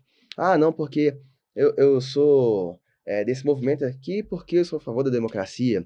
Mas vai lá, o seu presidente que estava discursando, que você aprova ali, na guerra da Ucrânia, ele é a favor de qual país? Da ditadura, da autocracia ou da democracia? Mais uma hipocrisia. Não, eu sou a favor, cara, da saúde pública, Bolsonaro. Eu não sou fã do Bolsonaro, tá? Bolsonaro Mas, discursou em algum congresso da Uni enquanto acredito que presidente? não. Não Até porque acredito, não. foi online, né? E ele não é bem-vindo, né? Então, Não, é um jamais questionamento, aconteceria. porque assim, gostando ou não, é um cara que eles não gostam, né? Porque fala assim, ah, Isso. não, Lula tá lá porque o Lula é presidente. Mentira. Não é Não é porque ele é o mesmo. atual presidente, senão o Bolsonaro e o Temer teriam Sim, discursado sim. e não discursaram, né? Exatamente. Aí eu não sou a favor do Bolsonaro, mas tem esse discurso que eles aproveitam o nome pra botar toda a direita lá dentro, né? Falar que todo mundo é bolsonarista, todo mundo é fascista, todo mundo é tudo, né? É. E, cara, se você é a favor, então, da saúde pública, por que que o Lula negou a vacina da dengue, né? Por quê? Para fomentar o mercado local, né? Indústria nacional, não queria comprar de fora, vai atrasar 2 anos a vacinação e você tá aplaudindo. Então é muita hipocrisia, não é um discurso complexo que você precisa ficar lá de terninho liberal, não, porque números, economia, Mises, É, Hayek, o foda dos liberais é isso aí. Eu gostei desse ponto aí. Liberal, a galera liberal, às vezes, os libertários também, vem com umas teorias, assim, tão teóricas, tão aprofundadas, que é um debate que, assim, para a realidade do Brasil, é inútil, porque tá totalmente fora da prática e da concordo contigo. realidade. Que não tem necessidade de discutir. Tá bom, numa rodinha de chopp entre liberais e libertários, troca essa ideia lá, cara, beleza. Mas tu trocar com o público geral, com o eleitor mediano, ele vai tá foda-se, meu irmão. O que é isso que esses caras estão falando? Que marola é essa? Eles vão achar loucura, É né? saber falar, né? Sim, Saber com tem. quem você tá falando e saber o que você deve falar Sim, naquele momento. a comunicação, bom, quem trabalha com comunicação sabe, né? Ela não se caracteriza pelo que você está comunicando, mas sim pelo que o outro está entendendo. Você tem responsabilidade sim de fazer o outro entender. Então, o que você está falando, esse ponto que você falou é interessante. Então, se eu tivesse que resumir, assim, meu projeto, cara, que você ficaria feliz de concretizar nos próximos anos é isso. Uhum. Conseguir colocar as nossas ideias no debate público de forma que seja entendível ao aluno, ao jovem, e até o jovem de escola secundarista, né? E, enfim, quanto mais nossas ideias forem propagadas, mais a galera vai ter liberdade de formar a sua própria opinião. E é isso que o JL quer, é isso que a gente defende. E a defesa do homeschooling está presente também, né? Tanto na Atenta quanto no JL. Em geral, sim. Sim, né? 90% dos membros são favoráveis. Então, falando do Atena, o Atena é um movimento novo, né? Um bebê ainda. Mas eu vou muito por essa análise que o Heron falou, de trazer mais pessoas, né, no caso, mulheres liberais, libertárias, para o nosso movimento e expandir as nossas ideias. Eu acho que essa visibilidade, conseguir essa maior visibilidade vai ser muito importante nesses próximos anos. Pô, tomara, então, que venham. Quem estiver assistindo aí, que for estudante, já pode pesquisar aí, @JLLiberdade ou @Atena. Liberdade. Sempre vai ter liberdade presente, percebam. Isso é Tem importante. que ter, né? Senão não vai pra frente, não. Com certeza. Cara, qual é a outra parada? Estão pedindo aqui pra Duda falar mais. Duda, querem que você fale mais. Deixa Então eu hablar. Fala mais sobre... Outra parada que eu ia perguntar aqui, peraí, deixa eu ver se eu lembro. Eu não gosto de trazer papelzinho, porque eu acho que fica, tópico 3. Cara, que parada que eu ia falar? Ao vivo é foda, né? Tão vendo? Esquece, já era, né? Não tem pra onde correr, não tem como cortar, editar. Lembrei. Cara, a gente tá tendo aí se a gente juntar os fatos que têm acontecido ultimamente, a perspectiva não é muito promissora, né? Vamos combinar pro Brasil atualmente. É muito mais perigosa quando a gente tá falando de liberdade do que promissora. A gente tem um governo que o Flávio Dino, no Congresso da ONU, inclusive, disse que a PL 2630 tem por objetivo limitar as ideias de direita dentro da internet. A gente sabe que a internet, a direita ela cresceu justamente graças à internet nos últimos anos. Eu acho que esse boom do conservadorismo, das ideias liberais e libertárias, veio 99% por conta da internet e praticamente nada através da mídia tradicional, né? Juntando a isso, a gente tem a criação desse real digital, a gente tem um judiciário hoje, principalmente o Supremo, com ideias completamente autoritárias e arbitrárias. Se a gente juntar tudo isso num bolo, a gente começa a pensar, meu Deus, um real digital que o cara simplesmente pode bloquear a qualquer momento a conta de um cara que for uma besteira. Uma coleta de dados de seguidores do Bolsonaro para ver o que o cara curtiu e compartilhou, para tentar punir de alguma forma essas pessoas por curtir ou compartilhar uma informação ou uma opinião, né? E a gente ainda tem, enfim, uma série de outros pontos perigosos aí acontecendo. A gente vive um momento que a perspectiva não é positiva. E o jovem, a gente sempre está pensando no futuro. Ele sempre está pensando o que eu vou fazer depois da faculdade, né? Ele está pensando em estabilizar a vida dele, entrar no mercado. Como é que tá o otimismo de vocês em relação aos próximos anos? É uma resposta mais pessoal, tá? Mais sincera, porque assim, já posso começar que é por mim aqui. A minha perspectiva não é positiva hoje. Eu não vejo um horizonte muito bonito no atual momento, tá? O que vocês estão pensando? Começando pela Duda, que a galera quer que ela fale mais. Eu também vou para esse lado mais pessimista. Ainda mais gosto de estar falando aí da liberdade. Eu acho que a nossa liberdade individual está sendo cada vez mais atacada. Então, o que será da gente, né? Sem liberdade, sem poder expressar nossas opiniões, nossas ideias. Então, eu espero que eu esteja errada, mas eu acredito que vai ser mais coisas ruins que podem vir nesse quesito. Também tô indo bem negativa com o futuro, né? E tu, brother? Tá otimista?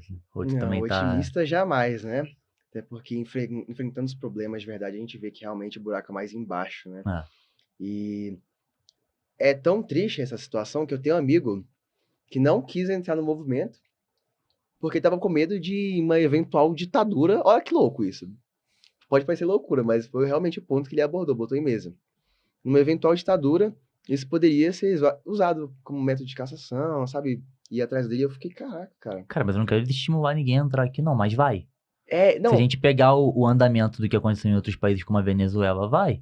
Porque olha só, esse ponto aí de ver os dados dos seguidores do Bolsonaro, pra ver quem curtiu, quem compartilhou aquelas paradas aí lá, goste ou não do Bolsonaro, é uma forma de tentar coagir as pessoas a falar o seguinte, tanto que o Bolsonaro perdeu muitos seguidores. Pô, é perigoso seguir o cara. Ou tipo assim, vão pegar umas pessoas, vão punir pra usar de exemplo pra fazer com que as pessoas na próxima vez que vão compartilhar alguma coisa criticando ou questionando o processo eleitoral, a pessoa fique com medo. Porra, é melhor não participar, é melhor não curtir, não compartilhar. É uma coação. Já é o início disso, não é? Mas eu acho assim que mesmo com essa coerção tentando deixar a nossa liberdade, combater ela, eu acho que a gente tem que se manifestar, principalmente os jovens hoje em dia, para tentar combater isso que está vindo. A gente não vai mudar o mundo, a gente tem noção disso, mas eu acho que não deixar de expressar nossas opiniões. Ainda mais agora, né? Ainda mais agora. Que é o último respiro que a gente tem, porque se os caras entrarem com tudo, já era. Tem que expressar nossas opiniões, falar o que a gente acha e ir pra frente. Eu acho que seja isso. Mas apesar disso, apesar de ter ouvido isso e falado, caraca, será que essa realidade tá tão próxima assim pra no imaginário público a galera já tá realmente preocupada com isso de verdade, sabe assim? É um medo real, né? A teoria da conspiração. A pessoa mesmo tá, pô, não sei se eu vou entrar ali porque eu tô com medo de uma eventual ditadura isso acontecer. Mas apesar disso, eu tenho certo otimismo, sim, porque eu acredito que as instituições no Brasil não estejam tão fracas quanto a galera imagina, sabe? Eu acho que o Congresso, ele tá mais parado frente a essa atuação do STF, por exemplo, por conveniência, sabe? Acho que no dia que ultrapassa certos limites, as coisas vão mudar. Inclusive, eu sendo do direito, é meio complicado para mim, que eu fico mais triste ainda, né? A gente teve essa questão dos pedidos dos seguidores do Bolsonaro, e enfim, teu direito privado ali, LGPD, seus direitos de personalidade da internet, indo pro saco, né? Com esse tipo de pedido. E a gente teve, por exemplo, o caso do Dallagnol, da cassação dele, que, enfim, eu tenho um professor que é comunista, que é filiado ao PT, que falou que é realmente um absurdo, de tão Não, o louco próprio que Partido Comunista Operário, PCO, fez uma nota, né, Sim. de tão maluco que é. Então, eu acho que as instituições não são tão fracas. No caso do Dallagnol, inclusive, o Arthur Lira, ele deu uma segurada, né, ele deu uma alfinetada, falou, não, ele foi cassado, o pessoal queria que ele saísse, mas ele falou, não, vai ficar até o fim do trâmite aqui na Câmara, vai discursar, o Dallagnol ficou lá, confrontando, fazendo mídia, e ele comprou essa ideia, Arthur Lira segurou ele lá. Então, quando certas linhas são passadas, eu acho que é uma resposta sim, não acho que a gente vai viver em ditadura, não. Acho que a gente tem que se manifestar, tem que aproveitar enquanto pode, que eu acho que a gente pode tranquilamente, sem medo nenhum. Inclusive, convido todo mundo a participar. Quanto mais gente, mais a gente consegue resultado. Não é, que eu falei justamente falar agora para que a gente não chegue ao ponto de não de poder não falar. poder falar. Perfeito, como você falou. E basicamente é isso. Acho que é uma perspectiva para o futuro, assim, de uma construção de um horizonte futuro de cautela, né? Saber falar, não cair nessas provocações, nessas pilhas, saber questionar e, enfim, sermos inteligentes, né? A gente tá aqui porque a gente é inteligente. É, Senão não estaria aqui, né? de fato. Estaria em algum podcast aí do PSOL, do PT, e não aqui com o Marcelo. Cara, engraçado que do Congresso da ONU surgiu uma possibilidade interessante, que é a fala do Barroso ali, sobre nós derrotamos o Bolsonaro. Ela elevou uma possibilidade hoje, e existe um pedido de impeachment do ministro do STF, que é algo muito difícil de acontecer, tá? Eu falando que é difícil de acontecer o pedido, né? Porque o impeachment de um ministro do STF nunca aconteceu. Exatamente. Mas aí seria uma possibilidade aí. O que vocês preferem? Uma pergunta bem tosca aqui agora. Prefere o impeachment do Barroso e o Lula ter outra pessoa pra indicar pro STF ou prefere deixar o Barroso lá? Porque, gente, olha a merda. O cara faz uma cagada. Tipo assim, porque pelo menos se a gente vai impeachment o Barroso, a gente teria o início talvez de uma cultura de impeachment do STF, né? E de um pouco de rigidez ali na hora de punir algum ministro que fale uma besteira ou se posicione de uma maneira tão absurda quanto o Barroso se posicionou, né?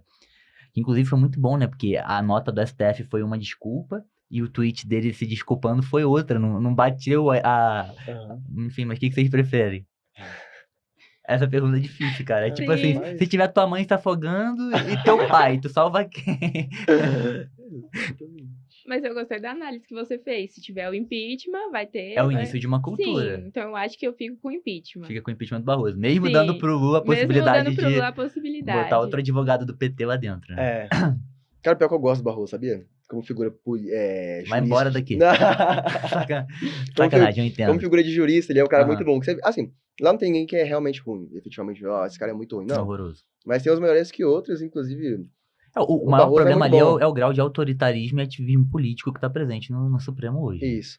Cara, e esse problema é muito antigo, né? Esse problema e elevado ao que o Tocqueville muitos liberais gostam, né? Por conta do Democracia na América, etc. Ele fala que essa casta aí desse pessoal é a aristocracia jurídica, né? Que realmente usam esses espaços de poder para se manter, né? Quase uma facção, quase uma ordem, né? E isso somado ao ativismo político, que a gente fala muito mal do judiciário, mas o ativismo político também ele é muito por conta da omissão do legislativo em resolver Da certas omissão do pautas. Senado, que é Exatamente. quem tem o poder de fiscalizar e punir o STF, Exatamente. né? Então, ele está sendo cada vez sendo mais naturalizado. Até porque, apesar da Constituição que a gente tem hoje, a Federal de 88, ser muito bem vista, a galera tratar como uma coisa, pô, maravilhosa, perfeita, sem defeitos, ela acabou se tornando, infelizmente, um instrumento perigoso, porque ela constitucionaliza todos os temas que você pode imaginar, assim, da família ao penal, ao tributário, às relações mais íntimas que a gente tem aqui. Isso, numa interpretação desses caras que estão lá, pode se tornar uma discussão constitucional. Inclusive, Barroso já falou isso, né, em alto e bom som. Inclusive, a gente está vendo o Barroso falando muitas coisas em Não, eu alto e bom perturbei ele, som. essa semana eu perturbei ele no Twitter. Ele botou indicações da semana. Música tal, filme tal, livro tal. Aí a indicação da semana pra tu, Constituição da República. Eu Exatamente. perturbo ele. Mas assim, cara, por favor, da questão da omissão do Senado, né? Que é quem teria hoje a capacidade de punir, de impeachment ou de fiscalizar o STF. Mas é chumbo trocado, né? Porque é o STF que pode fazer alguma coisa contra o senador. Então o senador sempre vai pensar, porra, se eu inicio alguma parada aqui, eles podem tentar fazer alguma coisa comigo. Então fica difícil, né, cara? E uma mão lava a outra. Inclusive, Uma mão lava a outra. quando a gente vê Exatamente. esses PLs, essas PECs, enfim, todos esses projetos importantes que entram na Câmara, no mesmo dia, um dia antes, tem tipo assim, Alexandre de Moraes engaveta processo contra Arthur Lira. Aí depois entra o processo para ser julgado na Câmara, uma mão lava a outra, cara, é bem complicado. Mas não Exatamente. querendo inferir nada aqui, eu fiz só um adendo aqui, analisando fatos de notícias veiculadas em jornais, né? É que um outro ponto, é um questionamento que eu faço, tá? Essa é uma opinião minha, do Marcelo Brock. É que é o seguinte, pra mim ninguém é imparcial em porra nenhuma, tá? Eu concordo Então, contigo. assim, pra mim esse negócio de, jornalismo imparcial, eu prefiro que o cara diga que ele é esquerdista ou que ele diga que ele é liberal, conservador, que assim eu já sei qual é a do cara, sabe? E aí eu já consigo filtrar e compreender que ele tá partindo a perspectiva dele através do pensamento que ele tem, que é um pensamento mais à direita, mais à esquerda, mais centrão, coletivista, sei lá. E eu penso a mesma coisa do judiciário. Porque, cara, nós seres humanos não somos vegetais. Não tenho como, cara, vou entrar aqui agora, vou botar aqui a minha... Como é que é a parada que o juiz bota? Desculpa. Toga. A toga, botei a toga, apertei um botão, tum. Agora eu sou apenas um defensor da Constituição. Cara, isso pra mim não existe. Eu não sei se vocês acreditam nisso, mas eu prefiro que o cara se caracterize de fato qual é a opinião dele, de que ele vai partir daquela perspectiva, do que ele ficar fingindo esse tom de imparcialidade que na minha cabeça não existe. Eu também penso dessa forma. Eu acho que essa imparcialidade não tem como, porque a gente sempre vai ter um posicionamento. Quando a gente faz algo ou quando a gente deixa de fazer algo, a gente vai estar fazendo aquilo por algum motivo, né? Então, acho que as nossas ideologias, o que a gente apoia, sempre vai estar fortemente ali do nosso lado. No que a gente fizer, independente de ser questões políticas ou não. E tu, Heron, o que tu acha que dá pro cara desligar ali, estando no Supremo? Acho impossível. Eu acho que ninguém do ramo acredita nisso. Acho que a impessoalidade, ela parte mais de um princípio concreto, assim, de não vou argumentar. Exatamente. Através da minha ideologia. Exatamente. A argumentação vai ser neutra, mas óbvio que às vezes é nítido que você vê aí de raciocínio sendo construída com base em valor que não é universal ali, é daquela pessoa em específico, mas é mais para barrar essa problemática de argumentação política, né? De condenação política, por exemplo.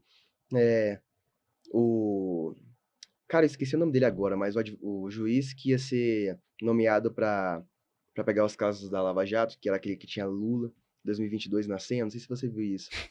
Não. Mas o cara que entra na Lava Jato para jogar os casos, ele tinha uma conta lá dessas plataformas jurídicas, que era Lula 2022, né? Aí ele foi barrado, não foi mais ele. Graças a Deus, né? Por conta desses princípios. Mas a gente vê, por exemplo, o julgamento supremo, não querendo polemizar nada aqui, eu vou fazer uma análise bem fria mesmo assim, a questão da Pode polemizar, cara. criminalização da homofobia. Cara, o Calvo do Campari já veio aqui. Fica tranquilo. Mas a criminalização da homofobia lá no STF Sim.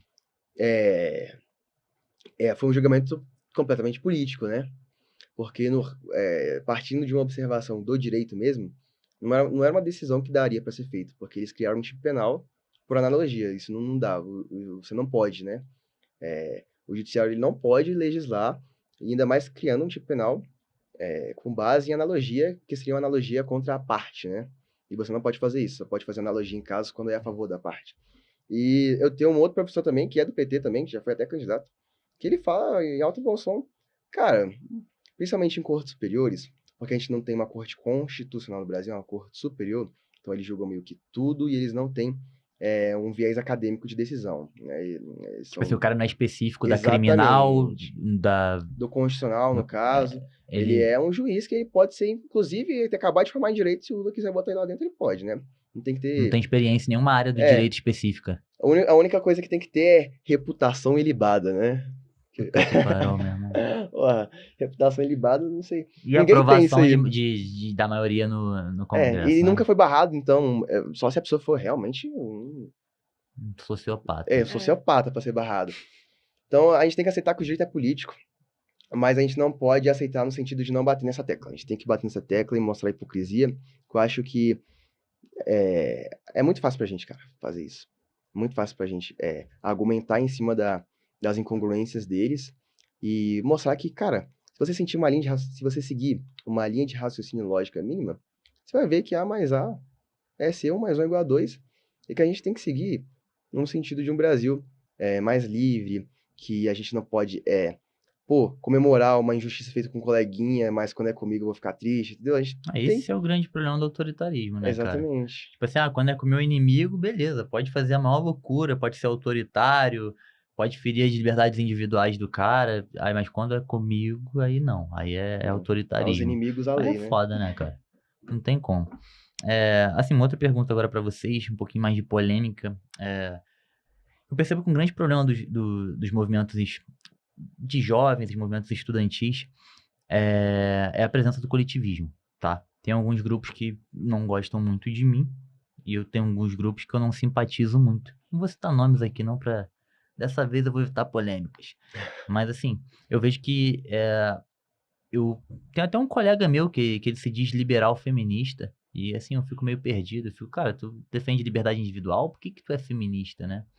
Eu fico um pouco perdido. Eu vejo que existe uma presença coletivista de alguns movimentos coletivistas muito grande dentro desses movimentos liberais que acaba afastando alguns outros jovens que não veem muita congruência. É claro que a gente não pode limitar demais, é evidente que a gente não vai poder limitar demais os gostos, né, as personalidades, né, e os estereótipos ali dentro, mas vocês não acham que às vezes isso dá muito espaço para o coletivismo dentro dos grupos? E que eu tô sendo direto e reto, aquele negócio lá, Black Lives Matter, que roubou pra caramba, a comunidade LGBT, que, sei lá, enfim, muitas outras letras agora, é, a, a questão do feminismo, porque assim, minha opinião de novo, tá? Minha opinião que eu acho que não é basicamente a minha opinião, acho que deveria ser a opinião de todo mundo que defende liberdade individual. Eu compreender que você defende a liberdade do indivíduo, basicamente você não precisa defender nenhuma bandeira coletivista. Não faz muito sentido na minha cabeça. Para que eu vou ficar, não, mas fazer um movimento negro aqui, para quê? Se eu defendo liberdade individual, não faz sentido se o cara é gay, se ele é negro, se ele é de outro país, enfim. O que vocês acham a respeito disso? Você vai concordar ou discordar? É porque muita gente do meu público faz esse questionamento a respeito disso, tá? Então Sim, Eu não, vou- preciso tranquilo. passar pra Eu vocês. vou concordar. Então, deixa eu discordar antes, que aí vocês podem meter o pau em minha vontade. Beleza. Mas eu tenho uma visão um pouco diferente quanto a isso, sabe por quê? Uhum. Que eu acredito fielmente, assim, dada a minha experiência de vida, cara, o que eu vejo, né? Óbvio que cada um vê da sua forma, mas o meu pensamento aí se constrói, no caso Brasil, de um país que realmente tem muitos problemas sociais, no sentido de relações sociais. Então, relações de preconceito, relações de desigualdade. Não muitas vezes no sentido econômico da coisa, sabe? Mas no sentido humano.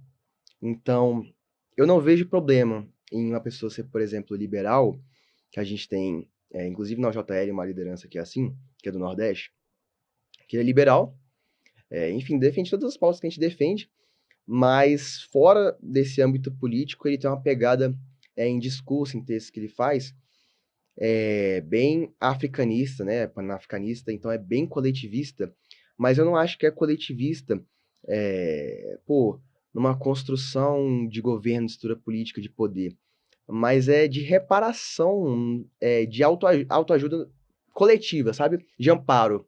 Então, São duas liberdades Mas se não unindo. através do Estado. Exatamente, não Não através do através do Estado. São Estado, duas né? liberdades individuais se unindo com um propósito comum. Pô, sei lá, propagar que os negros, por exemplo, são pessoas que merecem ser tratadas assim, assim, assim, que tal tipo de comportamento não é válido, né? A gente tem que buscar evitar. É, óbvio que não é uma pauta que eu sou muito de dentro, então não vou ter muitos exemplos para usar aqui. Mas, sabe, comportamentos que dão para ser evitados, por exemplo, e outros métodos que a gente tem de acabar com esse preconceito. Eu acho que no feminismo, o feminismo é complicado porque ele cresceu tanto que a gente desvincular ele do movimento político é muito difícil, né?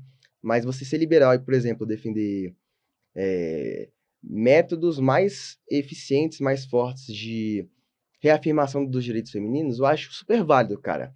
Não, você não utilizando, que nem você comentou, que isso é muito importante.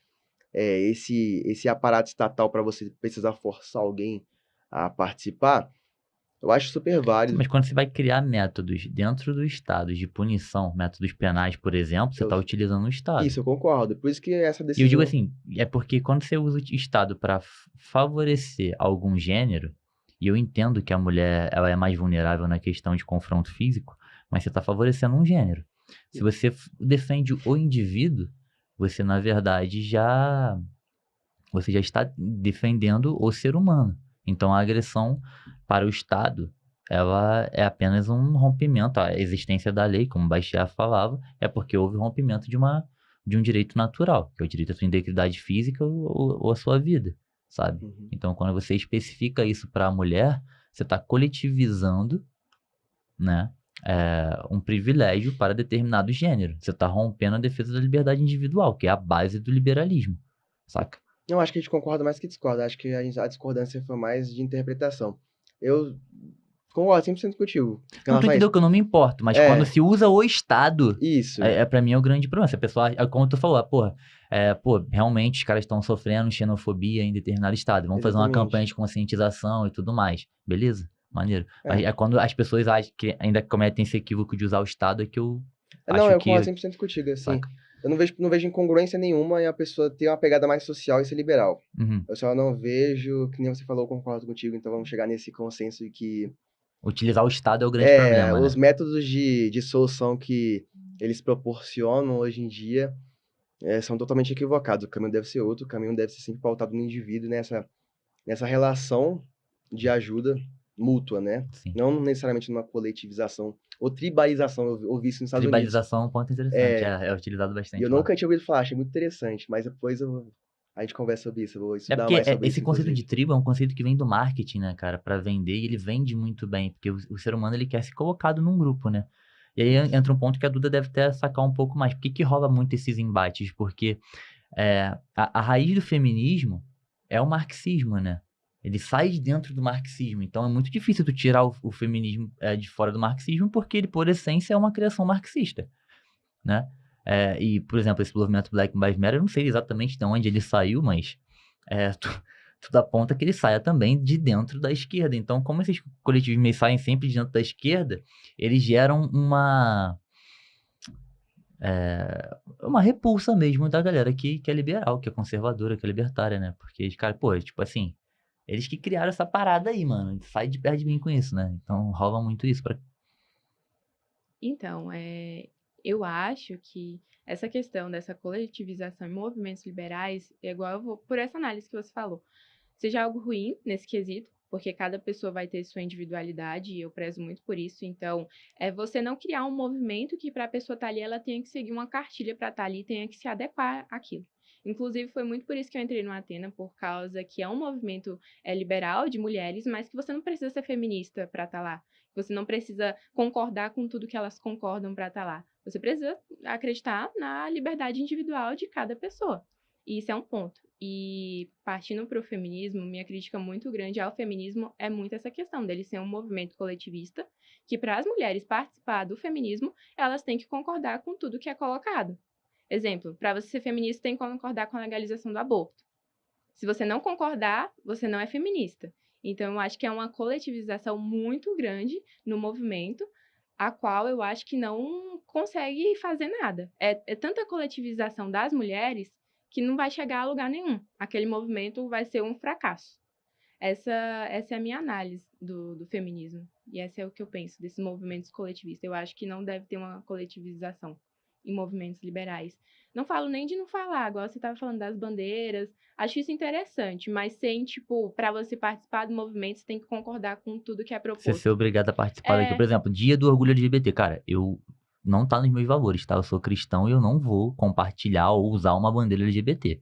Na minha cabeça, de novo, liberdade individual, mas, cara, pra mim, dentro da minha família, não. Crio meu filho pra ser homem e minha filha pra ser mulher e é dessa forma que funciona pra mim. E eu quero ter a liberdade de pensar desse jeito e agir desse jeito, né? Respeitando também a liberdade da pessoa de querer, pô, beleza, cara, tu acha legal, ou tu realmente tem um outro estilo de vida, perfeito, sem problema nenhum, vou defender o teu direito de ter essa escolha, saca? Mas às vezes a pessoa não querer estar no movimento e, pô, ter que carregar uma bandeira colorida, sabe? Porque não tá dentro dos princípios dela.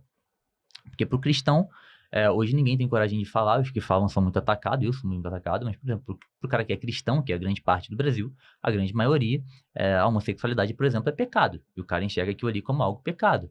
Que ele não vê como bacana na vida dele, nem enfim, nos costumes dele ali. Então, porra, o cara chega lá e pá, tá lá um movimento com bandeirão LGBTQIA+. Aí o cara para e pensa, pô, acho que eu não vou ser bem recebido aqui, porque eu não acho isso maneiro, eu não concordo com isso, vai contra o que é a minha moral, sabe? E aí acaba afastando um pouco aquela galera. Então é importante ter isso que a Duda falou, né? A questão da liberdade e de comunicar isso com todas as letras para as pessoas, para não afastar jovens, né? Porque se você deixar aquilo entrar como uma verdade universal dentro do movimento, aquilo ficar muito explícito, pode criar uma ideia errada. Eu acho que esse ponto que a gente conversou aqui de, porra, cara, não através do Estado, tá? A gente tá defendendo aqui respeito, a gente tá defendendo aqui realmente a possibilidade de diversidade, de ideias diferentes, sabe? É. Bom, meus queridos, fiz a pergunta polêmica aqui, falei dos temas que vocês mais falam em relação aos movimentos, porque e eu falo isso para vocês aqui hoje porque é uma parada que falam muito comigo, tá? É uma coisa que chega pouco. Como eu sou um cara que fala umas paradas mais pesadas, às vezes assim, que a galera evita falar, eu acho que o povo se sente confortável para chegar para mim e falar. Tem muita gente que chega e fala, porra, eu vou entrar nesse movimento nada, Marcelo. É um monte de esquerdista, cara, que acha que é liberal. Esse liberal é mais coletivista do que os comunistas aqui da minha turma. Chego lá, é bandeira LGBT, é Black Lives Matter, é mulher feminista. Aí, porra, os comunistas aqui são menos coletivistas que eles. Isso que eu tô falando são relatos que eu recebo, tá? De fato, das pessoas. Então, é um alerta que eu faço, que essa comunicação ela tem que melhorar. Essa comunicação, na minha opinião, ela tem que melhorar, senão afasta a galera, mano. Sim, mas, cara, esse é o problema que eu acho muito difícil a gente evitar, porque é justamente pela liberdade da galera poder pensar o que quiser no movimento. Uhum. Obviamente que todo mundo aliado nas pautas principais, liberdade de expressão, na lei de imprensa, econômica. Dado tudo isso que a gente concorda todo mundo, o resto a gente tem uma Diversidade de diversidade opinião. enorme, enorme, enorme, enorme. Então, que nem eu falei, tem uma galera que tem um foco fora desse ramo político, no público LGBT, no público do Black Lives Matter, tem galera que odeia esse tipo de tema, que é mais conservadora, e a gente não vai pedir pra você, pare de defender o que você acha. E eu acho, inclusive, perigoso o movimento liberal não entrar nesses temas, sabe por quê?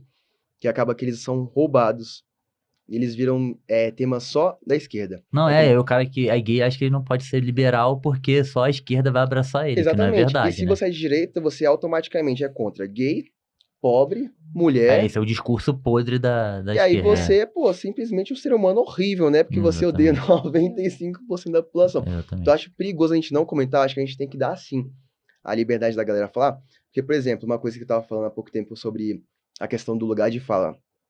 O lugar de fala é uma questão que o pessoal não evitou, né? Logo de início. E hoje em dia, cara, ele é um instrumento maravilhoso para a esquerda falar, cale-se. Tipo, você tá falando com duas mulheres, assim, no debate, elas podem simplesmente jogar uma carta aqui, ó. Pá, Yu-Gi-Oh! Não é seu lugar de fala, você Pronto, acabou. automaticamente tá barrado do debate. Você vai argumentar como? Não há debate, é monólogo. Exatamente. E aí, pô, a partir do momento que fagocitaram esse conceito, o que você vai fazer? Entendeu? A gente tem que estar sempre esperto, que, por exemplo, o lugar de fala, ele não é uma questão de poda de debate, tá? Ele surgiu como um conceito de muito vinculado à reparação histórica, que também não era um conceito negativo, ele surge com outra premissa, que era basicamente problematizar minorias não poderem fazer, maiorias poderem fazer. Então, tipo assim, os negros no blues, quando eles faziam essa propagação da arte deles, eles eram mal vistos, mas depois o blues foi embranquecido e veio uma coisa linda, entendeu? Então, essa questão de reparação histórica era mais de tentar trazer a comunidade original para ela também poder usar, entendeu?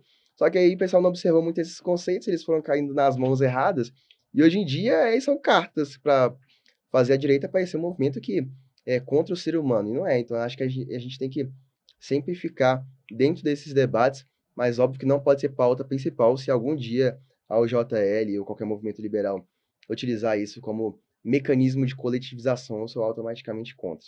Eu achei interessante porque eu acho que a direita tem que estar nessas pautas, tem que debater, e igual você coloca, ela pode e precisa estar ali, mas não necessariamente dessa forma coletivista. Ela pode falar de uma forma diferente, mas também que vai abranger todas essas pessoas. Eu penso muito nessa narrativa Esse que é também. o ponto que se for, é o ponto da comunicação, que às vezes pode, às vezes fala o seguinte, cara, você é mulher, você quer ter os mesmos direitos que os homens, você quer ganhar os mesmos salários, você quer ter liberdade de fazer o que você quiser, de trabalhar no que você quiser, beleza, isso se chama liberdade individual, de você escolher como indivíduo que você quer para sua vida. A gente defende isso através do liberalismo. Você não precisa se juntar a um grupo de pessoas que defende exatamente o direito das mulheres, porque a gente já defende as liberdades individuais do ser humano.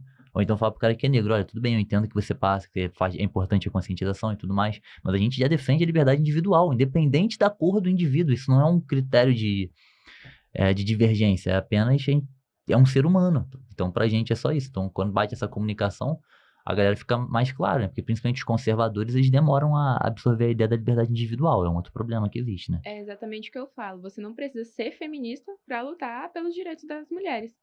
Você só precisa querer lutar e não necessariamente estar nesse movimento coletivista. Eu acho que é muito por Esse é um essa debate que pegada vai, é um mesmo. debate que vai longo. Eu trouxe ele pra cá porque eu vejo muita gente falando, eu não vi ninguém debatendo sobre isso ainda. E é interessante. Por mais desconfortável que ele seja, eu sei que ele é um pouco desconfortável, porque qualquer fala mal interpretada Já era. já era, né? Mas eu acho que é importante trazer esse debate, sim, para que as pessoas compreendam. Deixa eu ver aqui se tem alguma pergunta.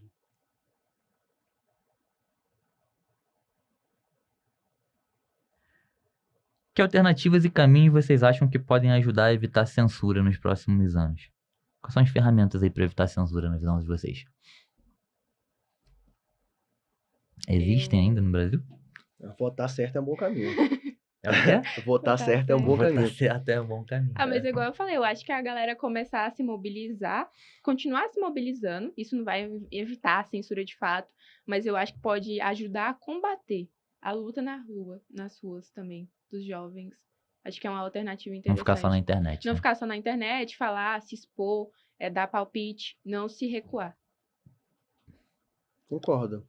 A gente não tem força como movimento estudantil para fazer uma revolução ou adentrar o meio político e mudar isso por A mais B lá, legislar sobre. Então a gente tem que continuar fazendo esse trabalho que a gente fez, inclusive no PL 2630, que é basicamente um trabalho de mídia, de ficar divulgando. Aí divulga telefone de gabinete, divulga telefone de assessor, e aí vai fazendo mídia, enquanto que o deputado pega o público de um monte de parlamentar de frente, vai. Cara, esse Essa trabalho estratégia funciona é um muito. trabalho, e é um trabalho que a juventude sabe fazer e gosta. E funcionou, tá? E a gente conseguiu. Exatamente. E você viu que o movimento liberal conseguiu se unir. A gente conseguiu, A pauta comum dá certo. Então a Duda tá 100% certa, cara. É combate, combate, combate. quando a galera se uniu, mas assim, através do voto. Se vocês não quiserem responder essa pergunta, eu entendo perfeitamente. Mas como libertário, eu preciso fazê-lo. Vocês acreditam realmente que o voto ainda é um instrumento de mudar alguma coisa? 1. 2. Vocês acreditam que as últimas eleições realmente foram transparentes e corretas? Ou vocês acham que houve, sim, demasiado grau de interferência e manipulação nela? Pode começar. Você quer que alguém saia preso daqui Por hoje, isso que eu né? falei, se não quiser responder, eu entendo perfeitamente. Você quer que comece? Beleza, tá. Eu sou um democrata. vai doer um pouco para algumas pessoas, até alguns amigos meus que talvez estejam assistindo, mas eu acredito que a democracia ainda é a forma de governo a ser defendida, né? Hum. Não vejo outros mecanismos. O melhor mal necessário. Exatamente. É uma frase meio brega, né? Meio clichê, mas é um mal necessário. E a gente sabe que não é perfeita, né? A democracia é um sistema que tem críticas desde Aristóteles, né? Assim, Sim. tá longe de ser perfeita. Mas eu acredito que o voto, ele ainda é uma ferramenta muito importante, por isso que a construção de base popular, para a gente jogar as nossas ideias e fazer o povo entender que essa pauta existe, que a solução do país está em outros caminhos, e fazer a população digerir esse tipo de ideal, esse tipo de solução é essencial, fundamental. Obviamente, eu acho que o nosso sistema poderia ser muito mais descentralizado, né? Acredito que a gente poderia ser uma federação muito melhor, muito mais eficaz e muito mais representativa mesmo. Sim. E a gente vê uns países que, obviamente, são muito menores, como a Suíça, mas, cara, é quase um jardim do Éden da democracia, né? É quase um voto direto, é um sistema completamente diferente. E não que a gente precise chegar a esse nível de poder individual frente ao Estado, mas a gente poderia realmente descentralizar mais. Porém, dito isso, ainda sou um bom democrata. Quem quiser mudar minha ideia que me convença no futuro, mas por enquanto sim. Quanto às eleições de 2022, eu acredito que tudo tenha se dado no devido processo. Eu acredito que o problema não foi no resultado em si, fraude, nada do gênero. Eu acredito que aquele tenha sido realmente o resultado da eleição, mas acredito que as decisões que foram tomadas no decorrer dessa campanha, no decorrer da eleição, elas influenciaram e muito. Foi por isso que eu fiz a pergunta 1 e 2, porque teve a questão das transmissões de rádio que foram equivocadas, algumas decisões do TSE também que foram um pouco enviesadas, na minha opinião. E eu acredito que sim, houve uma assimetria entre os dois candidatos, mas que o resultado, felizmente ou infelizmente, tenha sido realmente aquele. Não que foi uma interferência nas urnas de fato, mas que foi no processo. Um pouco enviesado o processo eleitoral, né? Isso. Então, eu acredito que... Eu não acredito muito no voto, nas pessoas elegirem, pela questão de que eu acho que as pessoas não sabem votar, eu acho que as pessoas não entendem. Eu vejo o nosso sistema republicano constituído de uma forma muito conturbada com o golpe que vai ser dado. Então, eu tenho sérias críticas a isso. E eu acredito que se a gente tivesse toda uma formação de base para as pessoas conseguirem entender o que é direita, o que é esquerda, o que faz um presidente, o que faz um senador, um deputado, eu acreditaria que a votação poderia trazer um resultado de uma forma melhor. Mas do jeito que eu acredito que não tem. Não dá para continuar assim. Agora, se tivesse toda uma reestruturação, aí sim eu concordaria. Em relação às eleições, eu vou concordar com o Heron. O processo eleitoral, eu acredito que nas urnas, eu já esperava que o Lula fosse ganhar. Eu acredito que não foi surpresa para a maioria das pessoas que estavam ali acompanhando, só que ficou muito acirrado, tanto no primeiro turno quanto no segundo. Mas é basicamente isso. Acredito que não tenha tido nem algo que possa ter burlado as eleições. Vocês estão com medo. Não. Vocês estão falando com... Vocês estão medindo palavras, tá geral com medo do Xandão. Eu tô vendo. Mas, enfim. Mas você é agorista? Não, eu não... Vamos lá. Fiquei curioso. Eu acredito que o libertarianismo é um ideal que se vem através da consciência, não através de uma revolução de forma alguma. Eu não acredito em revolução, não, tá? Eu acho que é importantíssimo que pessoas entrem e participem politicamente dentro ou fora, tentando diminuir o Estado, tentando conter o Estado, fazendo mecanismos de contenção. Tem pessoas que têm que estar em diversos frontes diferentes, como um time de futebol. Tem um cara, tem um goleiro, tem um zagueiro, tem um meio campo, tem um atacante, entendeu? Então, eu penso dessa forma, tá? Eu não sou contra, não. E eu penso igual como você falou, eu não acho que houve uma manipulação de urna, não, de forma nenhuma. Acho que ali rolou ok, eu não acho que nem seja possível fazer algo ali nas urnas que realmente consiga alterar o resultado das eleições. Acho que seria um trabalho muito grande. Mas eu acho que rolou, sim, um desrespeito à liberdade de expressão no ponto em que se proibiu pessoas de questionar o processo eleitoral. O processo eleitoral só é democrático a partir do momento que ele é cabível questionamentos. As pessoas podem fazer questionamentos, pedir respostas, o TSE não pode simplesmente falar, não, é tudo certo e acabou. Não é assim que funciona. Eu acho que sim, no decorrer da campanha, proibiram o Bolsonaro ali de colocar o Lula junto com o Maduro e o cara lá da Nicarágua, o Ortega. Cara, isso aqui o que o Bolsonaro tava falando não era fake news, era verdade. Por que não poderia contar a verdade ali pra população? É parte da campanha do cara, né? Então, nesse ponto, eu acho que é um absurdo. Eu acho que isso aí mostra pra mim uma tendência político-ideológica ali dentro do TSE. Mas eu penso assim exatamente como vocês. Bom, vou fazer umas perguntas rápidas agora, posso? Bem bate-bola. Um candidato pra 2026, Duda. Não pode pensar muito tempo não, tem que soltar. Eu acho que ele não vai vir mais, o Danilo. Danilo Gentili. Danilo? Sim.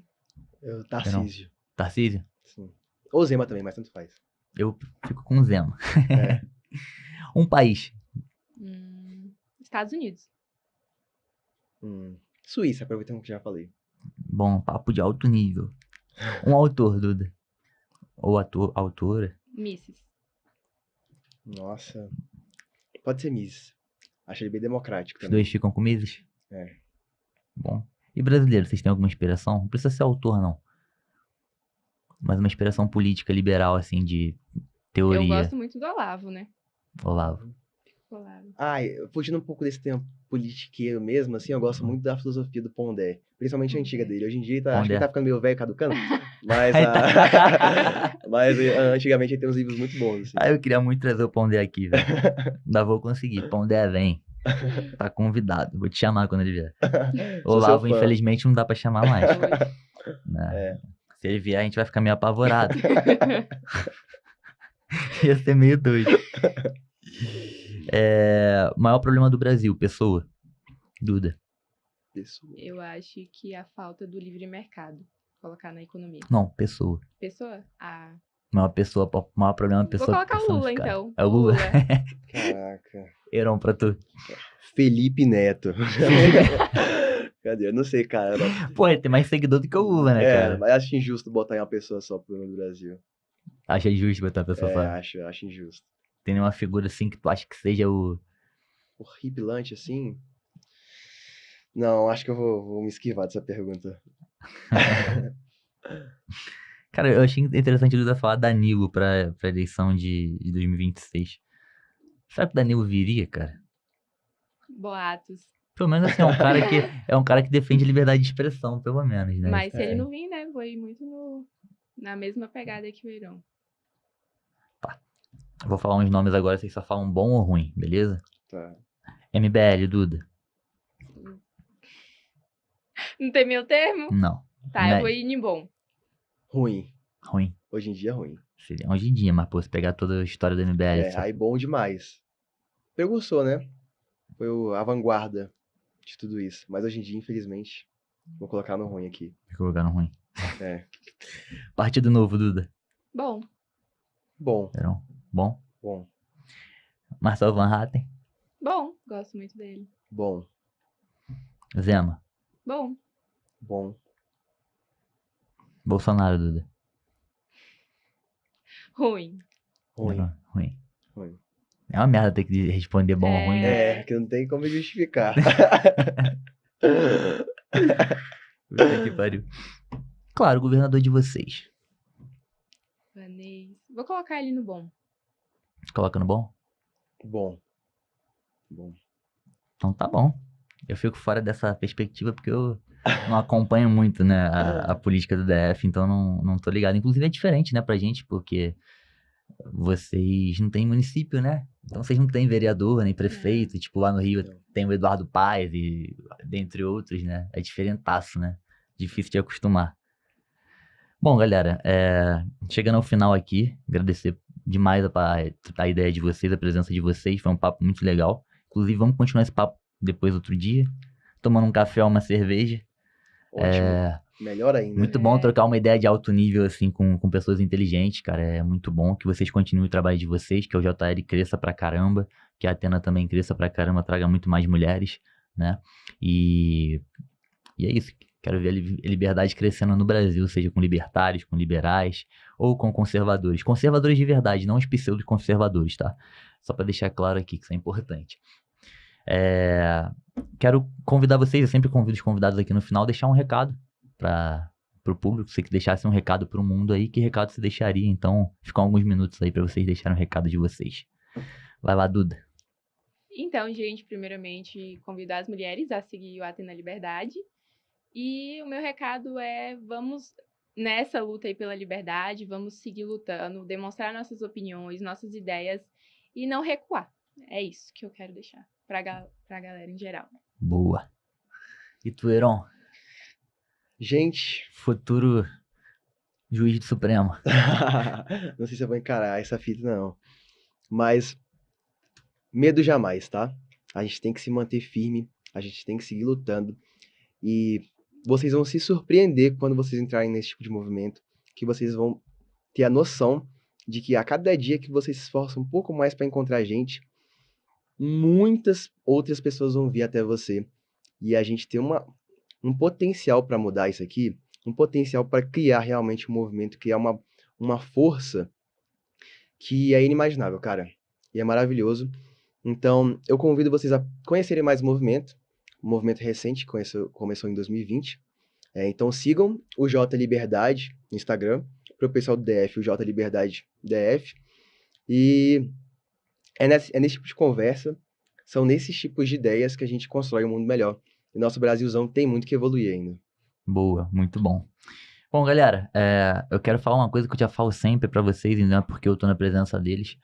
O Olavo fala muito sobre isso, Duda, que existe todo um bolo que tá sustentando a presidência do Brasil. Se o Lula tá lá hoje, foi por causa da construção de um bolo. Não adianta a gente querer mudar a cereja do bolo e achar que mudou alguma coisa. É através da base que a gente muda a sociedade. Então, façam parte dos movimentos, né? Façam parte do trabalho da defesa da liberdade, porque é só assim, entrando na cultura e na educação, que a gente vai conseguir, de fato, transformar esse país, né? Conheçam o trabalho da Atena e da UJL. Fica aqui o meu convite para vocês também, beleza? Muito obrigado a todo mundo que assistiu. Muito obrigado, Heron. Muito obrigado, Duda, novamente. Qual a idade de vocês? Só pra finalizar. Tá quantos anos, Heron? Eu tenho 20. E tu, Também Duda? tenho 20. 20 anos. Show de bola. Vocês que estão jovens ainda, estão na faculdade. Caiam pra dentro. Obrigado aí à audiência de todos. Até a próxima, galera. Um abraço.